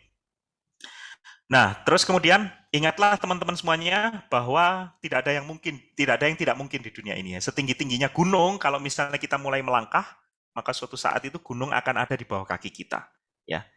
Dan artinya kalau misalnya kita itu mau hidup berkah dan berlimpah, ya harus mau berprosesnya. Apa prosesnya? Yang pertama, cara profesional. Cara profesional supaya hidup kita itu berkah dan berlimpah adalah yang pertama, upgrading skill. Mau belajar, upgrading capacity. Bisa jadi Allah itu tidak memberikan rezeki kepada kita itu 1 ember karena kapasitas kita itu cuma 1 gelas. Gimana caranya? Pelajari apapun yang bisa meningkatkan kualitas hidup. Kenapa? Karena sebenarnya kekayaan itu bukan bertambahnya harta, tetapi bertambahnya kualitas hidup. Jadi kalau misalnya kita pengen kaya, naikkan kualitas hidup kita. Pahami apapun yang Anda dapat, lalu praktekin. Ya, karena naiknya kualitas hidup itu naiknya rezeki juga. Yang ketiga, pengorbanan kita dalam menimba ilmu itu pasti terbalas tuntas. Semakin mahal training itu semakin bagus. Kenapa? Tinggal kita minta balasannya dari Allah. Ya, jadi kalau trainingnya gratis mungkin dampaknya nggak berdampak ya. Saya itu mengikuti training Coach Imam Ilfahmi itu 10 juta, 7 hari belum termasuk hotel. Jadi cari tempat nginep sendiri, cari makan sendiri gitu ya. Saya training ke Singapura itu 7,5 juta, itu transport sendiri ke sana. Cari makan sendiri di sana. Kalau misalnya di Indonesia kan di hotel itu break siang ada makan ya. Kalau di sana di Singapura training itu break siang ya break gitu ya, berhenti gitu aja, nggak ada makan ya, cari makan sendiri. Yang keempat, tidak ada orang yang sungguh-sungguh mencari ilmu lalu miskin, nggak ada. Nggak ada ceritanya orang yang expert itu miskin, nggak ada. Kenapa? Karena orang yang punya kualitas tinggi itu pasti dikejar rezeki. Ya, jadi jangan sampai kita itu merasa bahwasanya oh saya itu apa namanya jadi karyawan ya segini-gini aja. Enggak. Anda itu karyawan itu statusnya, tapi skill Anda itu bisa lebih tinggi dari itu.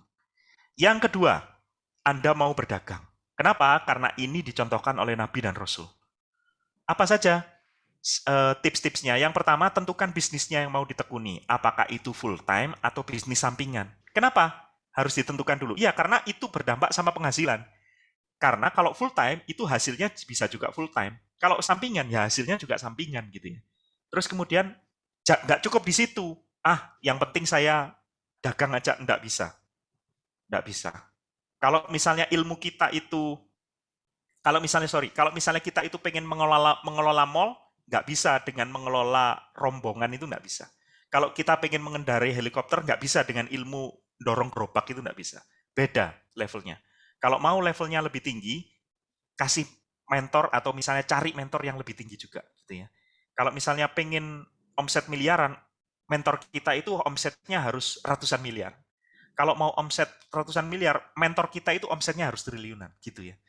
Dan itu hanya bisa kita miliki kalau kita punya komunitas. Teman-teman yang saya ceritakan kepada Anda tadi itu, ketemunya itu di komunitas, ketemunya itu di forum, ketemunya itu di training biasanya.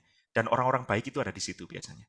Dan yang terakhir, ingat ya, bisnis itu bukan hanya rugi laba, tapi juga surga neraka. Contohnya tadi kan laki-laki semua, saya kasih contoh yang terakhir itu perempuan. Jadi ini namanya Mbak Dini Fitria, orang asal Bandung. Ya, saya kenal Mbak Dini ini ketika ikut trainingnya Pak Imam El-Fahmi di GBC, Grounded Business Coaching, angkatan 29. Orangnya supel dan kreatif. Tapi pada saat dia menyampaikan kisahnya di depan tentang Mouza, dia kan punya bisnis hijab ya. Jadi Budin jelaskan kalau dia itu dulu sebenarnya itu berbisnis. Dari SMA, mulai dari rental komputer, makanan, rental mobil, kontrol HP, macam-macam. Nah, bisnis komputer dan rental rental komputer dan konter HP-nya itu bisa sampai 4 cabang. Sayangnya waktu itu dia bangunnya dengan riba dan hutang. Akibatnya dia itu punya hutang hampir 1 M waktu itu. Dan waktu 2014 itu dia hampir menyerah. Ya, karena ruko, rumah, mobil disita. Akhirnya dia itu pindah kota dan tinggal dengan 3 anak di kosan. Dia memulai ulang bisnis itu dengan berjualan di depan masjid pada saat setelah sholat Jumat. Itu yang paling ramai katanya. Kalau misalnya di hari-hari biasa, dia harus kejar-kejaran sama Satpol PP. Karena tidak banyak tempat di Bandung yang bisa dipakai untuk jualan eperan gitu ya, pakai kain gitu kan nggak banyak ya. Tapi, hal ini mulai berubah pada saat dia punya mentor bisnis. Dia diajari Instagram marketing oleh rekannya, dan waktu itu dia membuat soft launching dari gamis Mouza. Dia membuat 385 desain, dan itu sudah dalam bentuk pakaian. Dijual waktu itu tahun 2016 kalau nggak salah. Dan laku 2004 piece. Dari 305 itu laku dari 385 itu laku 204. Kemudian dia akhirnya belajar via mentor dan lanjut via online ya, terus membesar sampai Mauza sampai sekarang itu menjadi brand nasional. Sekarang Mbak Dini ini membangun rumah singgah Mauza. Rumah singgah ini mampu menampung antara 4 sampai 5 orang dan itu gratis untuk musafir di Bandung. Jadi kalau misalnya mau ke Bandung, terus kemudian Anda musafir kehabisan bekal, bisa ke rumah singgahnya Mauza, Mbak Dini ini. Dan di dalamnya itu nanti dikasih fasilitas seperti layaknya hotel berbintang. Ini lagi-lagi ya, saya menceritakan teman yang saya temui, orang yang bisa saya ajak ngomong, orang-orang yang ada di komunitas saya, dan komunitas itu memang benar-benar mendukung berapa penghasilan kita sekarang. Jadi kalau kata Mas Ipo Santosa itu, kalau kita pengen tahu penghasilan kita itu bersihnya berapa, cari 10 orang terdekatmu, lalu kemudian dirata-rata, ya itu gajimu. Gitu ya. Yang ketiga, kalau misalnya pengen cara profesional, kita harus mau investasi. Ya. Investasi ini kapan kita lakukan? Satu, kalau misalnya pengusaha, jika bisnisnya sudah jalan, atau misalnya kalau dia itu masih karyawan dan masih tetap pengen menjadi karyawan karena mungkin dia itu perempuan ya, suaminya sudah bekerja, pengen tetap membantu keluarga ya, tapi dia nggak pengen apa namanya terganggu kehidupan rumah tangganya ya. Saya jadi pegawai aja. Maka lakukan investasi. Gimana cara investasi itu? Investasi itu ada dua, yaitu investasi yang berkembang dan menjaga nilai harta. Kalau investasi yang berkembang itu properti. Franchise itu misalnya franchise itu misalnya jualan pentol gitu kan banyak itu ya, apa di Krian itu banyak itu pentol apa itu iya pentol kabul, nah itu bisa Nggak tuh. boleh sebut merek, Pak. Itu sukanya Mbak Anissa, Alvanisa soalnya pentol Nggak boleh kabul. sebut merek. Itu bisa dipakai untuk franchise. Kalau misalnya mampu beli Indomart gitu ya, bikin franchise-nya. Itu investasi yang berkembang. Bisa properti, bisa franchise, bisa ladang, bisa peternakan. Tapi kalau misalnya pengen menjaga harta, itu emas dan perak ya. Jadi emas dan perak bukan perhiasan ya, tetapi emas dan perak sesungguhnya. Sekarang kan banyak ya yang jualan dinar, banyak yang jualan dirham. Nah, itu bisa dipakai untuk menjaga harta. Ketika nilai rupiah itu semakin kecil, semakin apa namanya, semakin dalam tanda kutip tidak bernilai, ya emas dan perak itu nanti akan menjaga harta kita. Caranya bagaimana supaya investasi? Sisihkan 10-20% penghasilan Anda untuk investasi, gitu ya. Dan tolong tolong diubah mindsetnya yang mengatakan bahwasanya investasi itu tabungan, bukan. Investasi itu bukan tabungan, tetapi investasi itu pasif income yang mengalir meskipun Anda tidak bekerja. Saya kasih contoh ya. Jadi orang yang mau investasi apa namanya dengan menjaga hartanya dengan sedekahnya. Tapi nanti kisahnya ini terakhir aja Mas Anwar Sani ya. Saya skip dulu ya. Ini Mas Anwar Sani teman saya yang jadi direktur Al Azhar. Cara spiritual ya ini ya. Kalau tadi cara profesional, sekarang cara spiritual. Apa saja cara spiritualnya? Ya tentu saja sholat dan zikir. Nggak ada lagi yang lain. Perbaca amalan pembuka rezeki. Kalau misalnya sudah tahu sholat duha itu untuk mempermudah rezeki, jangan ditinggal. Minimal 4 rakaat. Ya kan?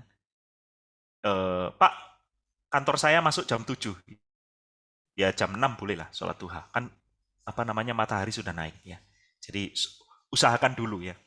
Eh, sebanyak apa gaji yang diberikan perusahaanmu sampai kita melalaikan Allah gitu kata teman saya dulu. Ustadz Anwar Sani ngomong kayak gitu. Yang tadi saya di depan itu. Jadi sholat duha, terus kemudian zikir diperbanyak. Apa? Ya Fatah, ya Rozak. Quran juga diperbanyak bacanya. Waqiah. Saya dulu waktu di Jepang itu karena nggak punya penghasilan, saya itu yang saya dengerin itu dari pagi sampai sore itu Al-Waqiah.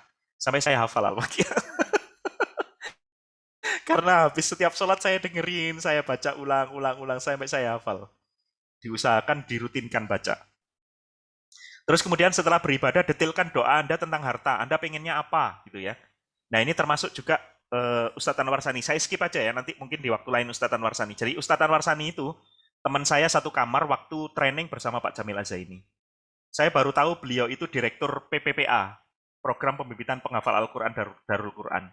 Beliau mengatakan kepada saya salah satu kunci adalah lafaz doa kita ketika berada di depan sajadah setelah sholat.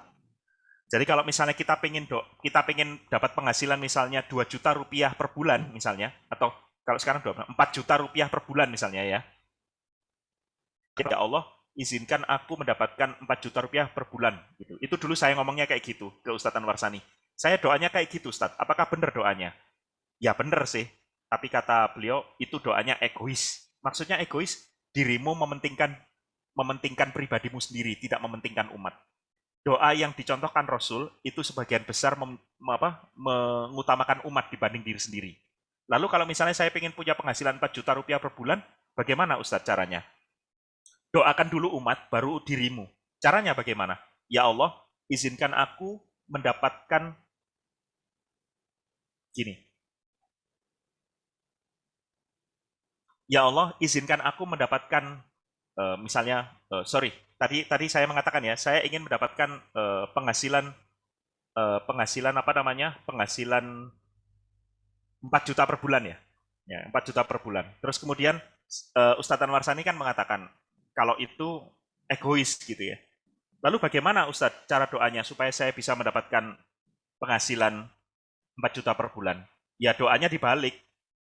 Lakukan dulu aktivitas untuk umat supaya Allah lebih mendengar doa kita. Caranya bagaimana? Ya Allah, izinkan aku bersedekah 400.000 per bulan dan itu 10% dari penghasilan. Gitu. Caranya gitu. Jadi bukan nominal untuk kitanya yang di depan, tetapi nominal untuk sedekahnya yang di depan gitu ya. Tapi kalau sudah dapat 4 juta ya sedekah. Biar nanti nikmatnya ditambah gitu ya. Dan yang terakhir itu utamakan berdoa pada waktu-waktu terbaik.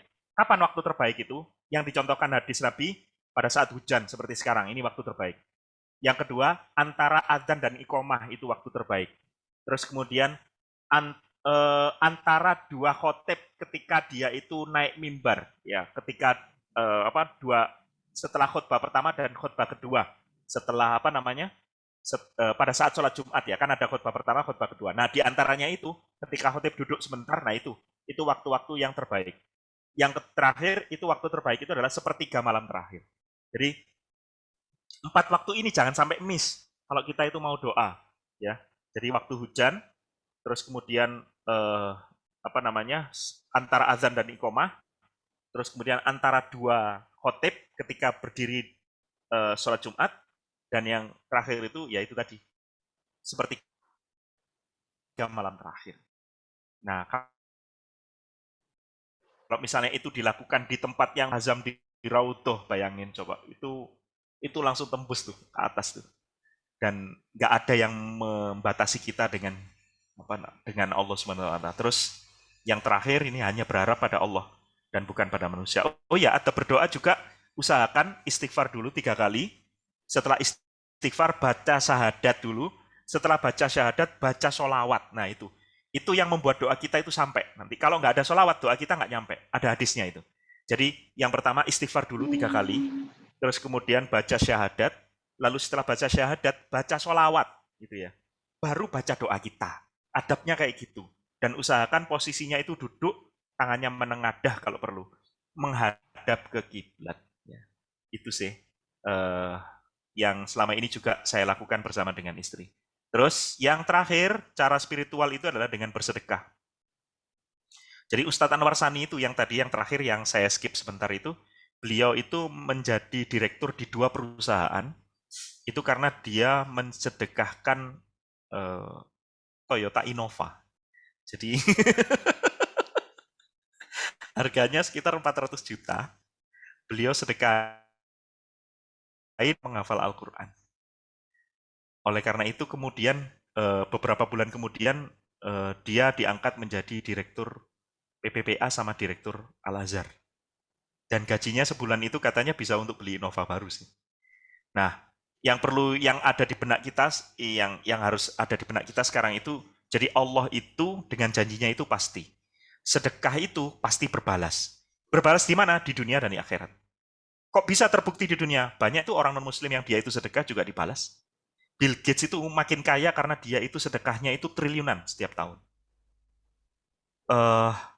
Banyak juga orang-orang yang dia perusahaan-perusahaan itu yang makin besar ketika dia CSR-nya juga semakin besar. Kenapa kok sedekah itu pasti berbalas ya? Karena alam semesta ini kan dia punya hukum yang sudah pasti. Ya. Kayak hukum gravitasi itu kan siapapun yang melepaskan benda dari atas itu pasti turun ke bawah. Entah itu orang ateis, entah itu orang Islam, entah itu orang ustadz yang jenggotnya panjang, entah itu doni, entah itu bayi, ya kan? Benda yang dilepas itu pasti turun ke bawah. Semuanya. Itu hukum alam.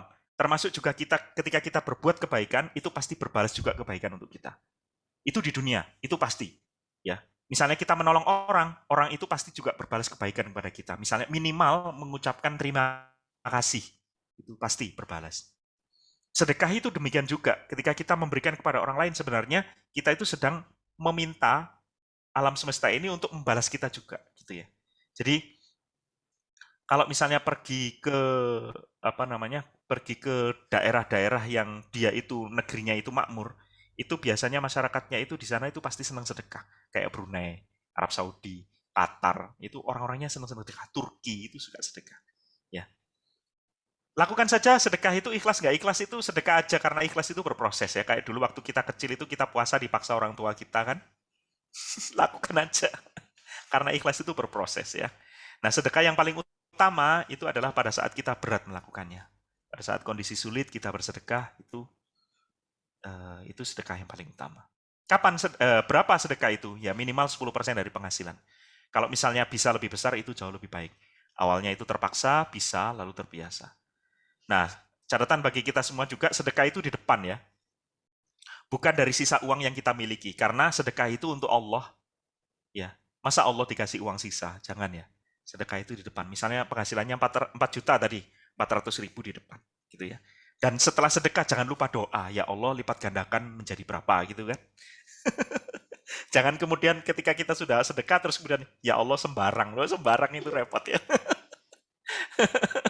Nanti nggak dikasih apa-apa kita protes loh. Kata malaikat tuh katanya sembarang gitu kan.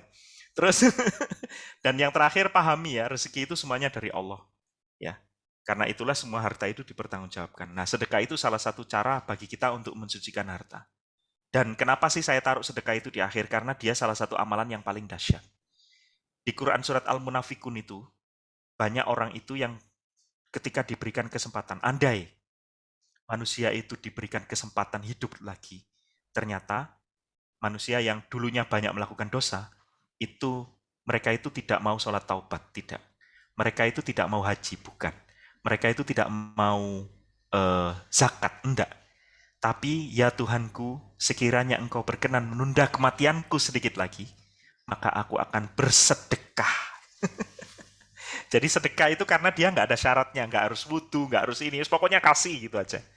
Makanya itu sebenarnya amalan yang paling mudah sih yang bisa kita lakukan ya. Dan Allah Subhanahu wa taala sudah janji sama kita. Perumpamaan nafkah yang dikeluarkan oleh orang-orang yang menafkahkan hartanya di jalan Allah itu, kalau misalnya kita itu pengen tahu sedekah itu seperti apa sih, lihat saja tanaman padi, gandum, jagung. Dan tahukah Anda itu semuanya makanan pokok, bayangin. Ya, semuanya makanan pokok kan? Nah, setiap tumbuh dari satu biji itu tumbuh 7 bulir dan tiap bulir itu 100 biji. Ya, persis seperti tanaman padi, jagung, gandum. Itu semuanya makanan pokok. Terakhir bagi rekan-rekan semuanya. Nih, boleh nggak diisi? Sebelum saya tutup ya. Ini ada di Al-Quran. Di Quran surat An-Najm. Dan dialah yang menciptakan berpasang-pasangan di seluruh ciptaannya ini ya. Laki-laki dan kira-kira apa? Perempuan pasti ya. Ya benar, karena di Quran surat An-Najm itu ditulis bahwasanya dan dialah yang menciptakan berpasang-pasangan laki-laki dan perempuan. Lanjutannya, dan dialah yang menjadikan orang tertawa dan kira-kira apa? Bisa dituliskan. Ya, kira-kira apa tuh lanjutannya? Iya betul, tertawa dan menangis ya. Di Quran surat An-Najm itu ada juga lanjutannya. Dan dialah yang menjadikan orang tertawa dan menangis. Selanjutnya ada lagi. Dialah yang mematikan dan apa? Kira-kira apa? Mematikan dan menghidupkan, betul ya. Jadi di Quran surat An-Najm 44 itu dialah yang mematikan dan menghidupkan. Yang terakhir, dialah yang memberikan kekayaan dan apa kira-kira? Berpasang-pasangan, ingat. Betul. Kecukupan. Mas Panji, betul. Kecukupan. Mas Panji dapat 50.000 ya. Iya. Jadi bukan kemiskinan. Kalau orang belum baca ayatnya, itu biasanya nyebutnya itu kekayaan dan kemiskinan, tidak. Allah itu tidak pernah memberikan kita kemiskinan. Lalu apa yang membuat kita miskin sebenarnya? Jadi sebenarnya yang membuat kita miskin itu adalah mental kita. Sesungguhnya Allah itu telah mencukupkan rezeki kita. Selama hidup Allah itu sudah jamin. Nah, kalau misalnya kita itu pengen rezekinya itu bertambah, ya, berlimpah, ya, maka ikuti saja jalan Allah tadi secara spiritual dan profesional. Insya Allah, dengan izin Allah, kita itu nanti akan bisa meraih kehidupan terbaik yang berkah dan berlimpah. Dan pastinya kita nanti akan bisa menggunakan harta tersebut di jalan Allah untuk jihad, untuk berjuang di jalan Allah, bi amwalikum wa anfusikum, dengan harta dan jiwa kita. Itu yang bisa saya sampaikan. Terima kasih. Selamat sore. Assalamualaikum warahmatullahi wabarakatuh. Waalaikumsalam warahmatullahi wabarakatuh. Terima kasih Pak Doni atas penyampaian materinya yang sangat luar biasa. Selanjutnya sesi tanya jawab. Bagi rekan-rekan yang ingin bertanya atau diskusi, saya persilakan bisa melalui kolom chat atau mengaktifkan fitur raise hand.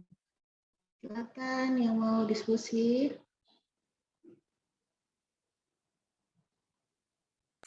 Kayaknya sudah terjawab Iya, semua tadi. Sudah atau masih penyampaiannya, Pak. Jadi kalau misalnya iya spiritual tadi itu amalan-amalannya itu tadi ya yang mungkin apa mulai dari adab doa itu ya. Itu penting banget ya. Usahakan kita dalam kondisi yang suci, berwudu. Pada saat kita berdoa itu baca syahadat dulu. Bisa jadi itu keislaman kita sebelumnya. Baca istighfar dulu. Lalu kemudian baca syahadat, baca sholawat. Nah itu yang biasanya kita lupa tuh, kita langsung minta gitu aja.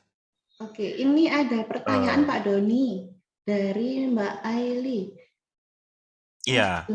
Jika dalam kondisi menabung belum pernah punya rumah atau belum haji, lebih baik umroh dulu, haji dulu, atau punya rumah dulu, Pak? Ya. Mohon pencerahannya. Ya, kalau saya dari pengalaman saya sudah punya rumah, tapi kan itu masih nyicil ya. Itu berarti belum punya saya kan. Dan waktu itu kan nyicilnya ke lembaga leasing juga ya. Itu juga kena riba ya. Makanya waktu itu saya belum menganggap diri saya punya rumah. Kalau menurut saya, kalau saya ya lebih baik saya mengunjungi tanah suci dulu. Karena bisa jadi setelah dari sana itu semua urusan hidup kita dipermudah. Kita mengutamakan Allah dulu. Kalau rumah kan untuk kita ya. Kalau umrah kan untuk Allah ya. Kalau sedangkan yang ngasih rezeki itu Allah gitu ya. Iya.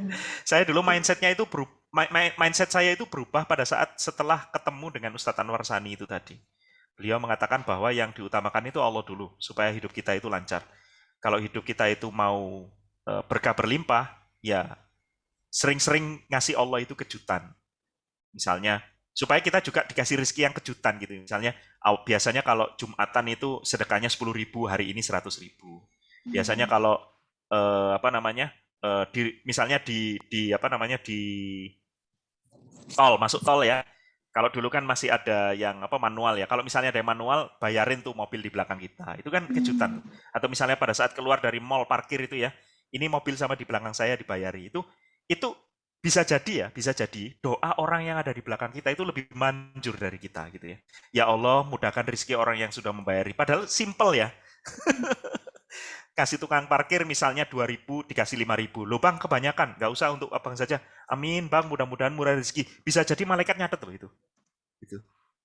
Kadang-kadang itu yang bisa membuat diri kita itu, dan banyak kan orang yang dia itu menjadi mulia itu karena didoakan orang lain ya. Bahkan biasanya kalau kita buka puasa itu ngundang siapa? Anak yatim. Terus kemudian siapa? Penghafal Al-Quran. Tujuannya untuk apa? Doain kita. Kenapa? Karena kita nggak pede sama diri kita sendiri. Kita sendiri nggak pede sama diri kita sendiri gitu loh. Makanya Baik, ya ada pertanyaan. apa ya? Ya, pertanyaan silakan lagi. Iya, dari Mas Panji. Mas mau bertanya, apakah harus ngoyo banget atau santai ketika berusaha mengejar rezeki, Pak? Karena rezeki kan katanya sudah ditetapkan, seperti itu. Ya, rezeki memang sudah ditetapkan. Bukan hanya rezeki sih, jodoh, ajal itu juga sudah ditetapkan. Tapi yang maha adil dari Allah itu berapanya itu kita nggak dikasih tahu. Misalnya kalau misalnya ya dan itu maha adilnya Allah. Misal nih, misal Mbak Nisa sudah ditentukan rezekinya. Misalnya Mbak Anissa di sini Mbak Alvanisa ditulis misalnya sama Allah. Sudah dikasih tahu misalnya 100 juta per bulan. Kira-kira Mbak Amin. Alvanisa itu kerja ngoyo atau nyantai? Kalau Santai. sudah ditentukan 100 juta per bulan. Santai. Santai. Kenapa santai? Sudah tahu, Karena sudah sudah pasti. pasti, iya kan? Problemnya itu, Allah itu nggak lihat berapa rizki yang kita punya. Tetapi yang dilihat sama Allah, pahala dan dosa itu apa? Usaha yang kita lakukan. Kalau ngoyo, kalau ngoyo gimana? Yang ngoyo itu hasilnya pasti juga ngoyo nanti, gitu loh. Kalau santai, ya hasilnya juga santai gitu ya. Kalau ngoyo dapatnya besar, iya pasti besar karena Allah itu nggak akan ngingkari janji gitu ya. Proses itu nggak akan mengkhianati hasil gitu ya. Tapi kalau nyantai, ya hasilnya nyantai juga gitu ya. Bisa jadi kita itu selama ini tuh nggak ngoyo. Loh kenapa kok harus ngoyo? Ya kerja itu kan ibadah. Loh ibadah itu kan bukan hanya sholat, puasa, zakat. Kerja itu ibadah. Kalau kita jujur ibadah. Kalau kita on time ibadah. Kalau kita on target ibadah. Kalau kita memberi lebih kepada orang lain itu juga ibadah, bayangin. Nah kalau misalnya kita sudah melakukan itu, terus kemudian kita doa sama Allah. Kira-kira tega nggak Allah? Nggak ngabulin doa kita? Nggak mungkin. Nggak mungkin. Wong orang, mohon maaf, orang non-muslim yang sedekah aja dikasih sama Allah.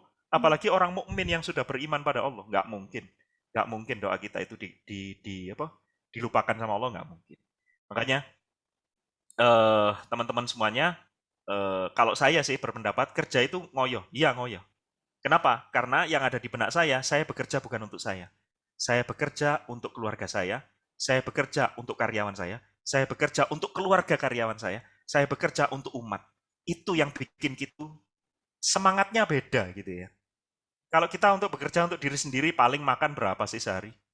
Tapi coba kita itu, misalnya saya punya karyawan di kantor misalnya 7 orang, 8 associate 10 orang. Banyak gitu ya. Dengan kita itu bekerja untuk diri sendiri. Dan saya kasih bocoran ya. Saya kalau doa sama Allah itu gimana? Saya kasih bocoran ya. Saya kalau doa itu gimana? Saya kalau doa itu gini sama Allah. Ya Allah, saya punya 7 karyawan. Karyawanku punya keluarga. Dan mereka masih punya anak-anak, mereka punya orang tua. Mereka ingin membahagiakan keluarganya. Mudahkanlah rezekiku sehingga aku bisa memudahkan rezeki mereka. Gitu. Saya kalau doa kayak gitu. Selalu apa ya? Saya pengennya itu di dalam doa saya itu ada orang lain gitu ya. Supaya saya nggak sombong dengan apa yang saya dapatkan sekarang.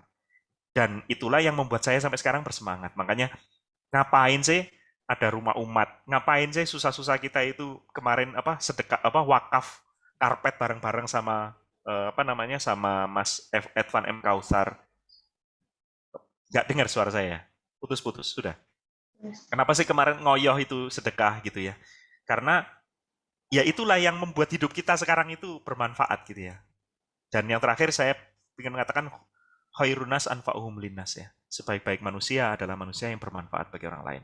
Dan manfaat itu akan semakin besar ketika kita punya harta. Itu saya Mbak Nisa.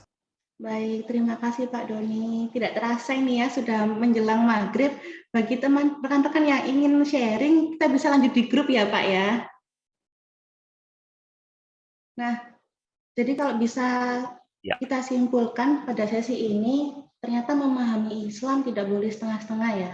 Dalami ilmu agama secara menyeluruh sehingga menjadikan diri kita menjadi pribadi atau seorang muslim yang hebat.